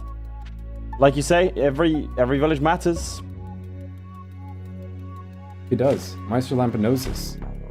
He definitely knows this, and I think he's going to find more success trying to pick off the outskirts instead of sending more resources into that central path. Perhaps he knows that that bomber is going to cause havoc for anything in the area. And instead, he thinks, well, I'll just contest the areas around it. Absolutely. And it puts Arthur in a little bit of a tricky position here, because now he needs to make a choice. Is he going to deal with all those archers? You know, so he could hit the bomber on the warrior. Oh, he does. There we go. Okay. Yeah. Fine. So he decides to hit that, and then upgrades towards a rammer. Very, very smart. So he's making sure that if Meisterlampe goes for his own rammer, it's not going to be able to take him out immediately. Well, it's that consolidation of troops as well. I mean, Meisterlampe has 25 units to Arthur's 14. Yeah. But they are generally, in my opinion, scattered. A lot of them are, of course, archers, more designed to hold them off than otherwise. Do you think that Meisterlampe is potentially playing for a longer game, thinking he can outlast and sort of out-advance Arthur? Well, I think that Meisterlampe is setting himself up to launch an attack on the north. Like, you know, why keep producing archers in the back there if you're not planning to advance? And, you know, if you look at the current, you know, placement of units on the map here, Arthur doesn't really have a lot of protection now in the north, right? He's got two very weak scouts.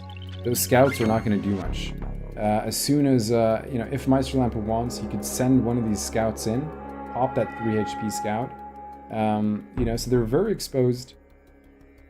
It's the south that I think is going to be Arthur's angle in terms of an offense. And for Meisterlampe, it's going to be north, where he's going to launch his offense, which he's doing right now. And then, of course, simultaneously, both of these players, while they're launched their separate attacks on the north and the south, they're also going to have to consider defense. Because as soon as you give up a city, you're giving an advantage to your opponent. And let's not forget that Meisterlampe currently is one city up. So, to make sure that it stays even, Arthur should not concede any more villages than Exilo in the north. And he should really focus on trying to capture Nixie in the south. I think that's his angle here. Right, okay.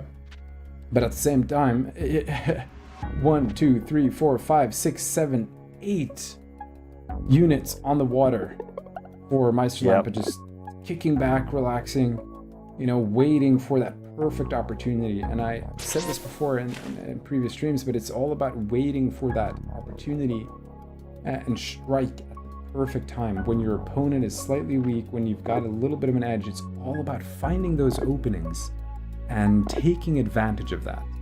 And I think this is what Meisterlampe's plan is going to be. He's gonna, you know, he's not using those units to engage anyhow. And look at that bomber placement in the south here. So Arthur does decide to go for the south here, and he sets up a good wall of protection. So he protects his bomber very well. He's setting up for a little something here. Did a little bit of chopping there. Go on, give me your percentages now. We are, let's see, sorry, I was so engrossed in it. I think we are almost at the halfway mark. So at this halfway mark of the second game, who do you think is in a better position? Oh, I would say it's slightly leaning towards Meisterlampe still. Yeah. I mean, Arthur is doing very well in unit positioning here. Like, the fact that he positioned that bomber is going to prevent Meisterlampe from expanding any further south to capture Uxni, but goes for his own bomber here, which is big. You know, 7 HP bomber. I really don't think Arthur predicted that he would do that. That's actually pretty big for Meisterlampe here. And he also has a raft in the back. He's gonna go border growth, he's gonna go scout, and he's gonna hit that guy, I think. Yeah. Absolutely so correct. Very well played. And there it Arthur is. resigns. And the sweep! There it is! A sweep! A perfect record for Meisterlampe as he retains control of the LUXIDOOR tribe, defeating the reigning champion of the Polytopia WORLD Championships 2025. Well played, Meisterlampe. Absolutely. Well played, bro. Fantastic game. Well, just go on, take me through your thoughts.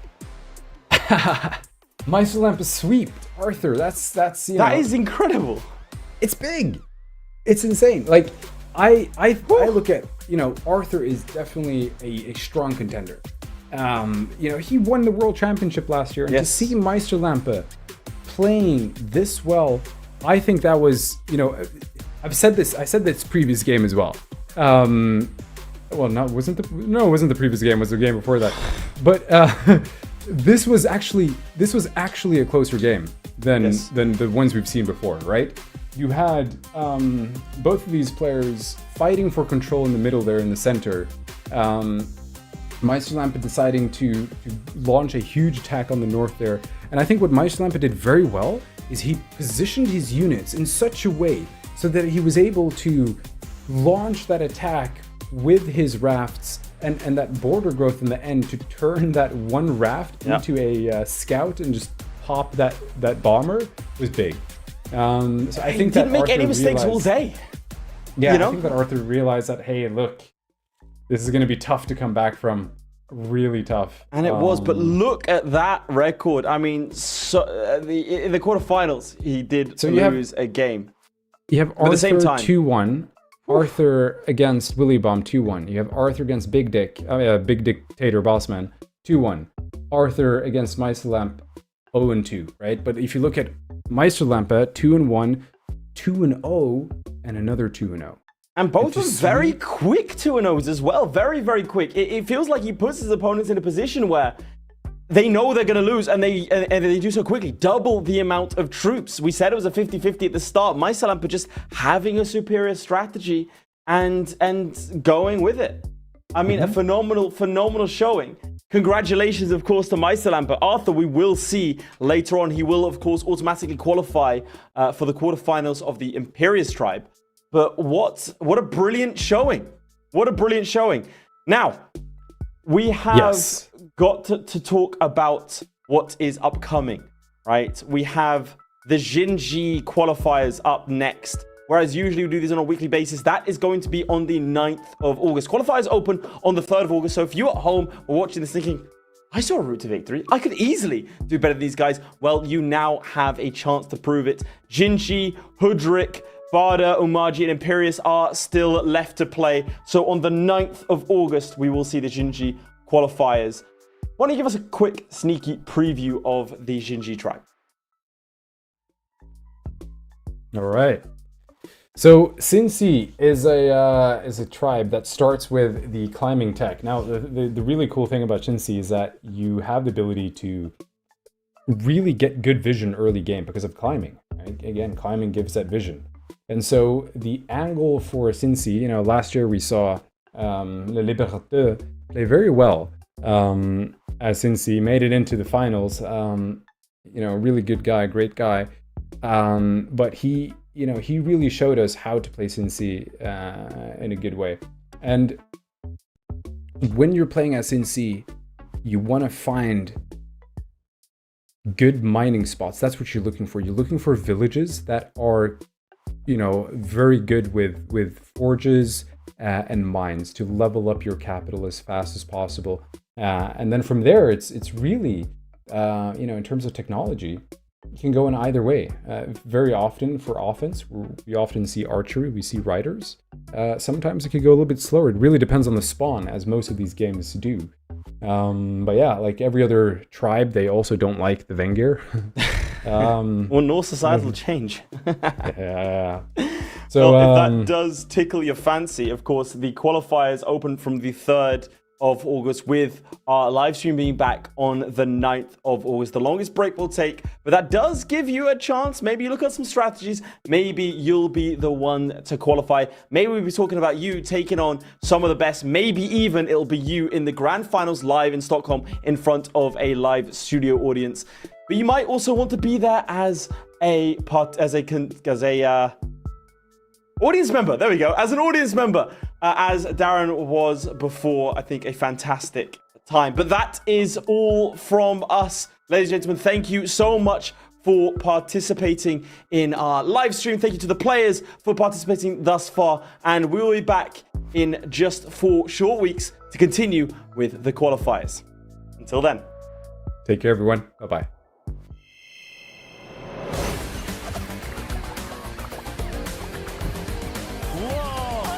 Okay, we have to talk about it. He claimed his crown like flames, living wood.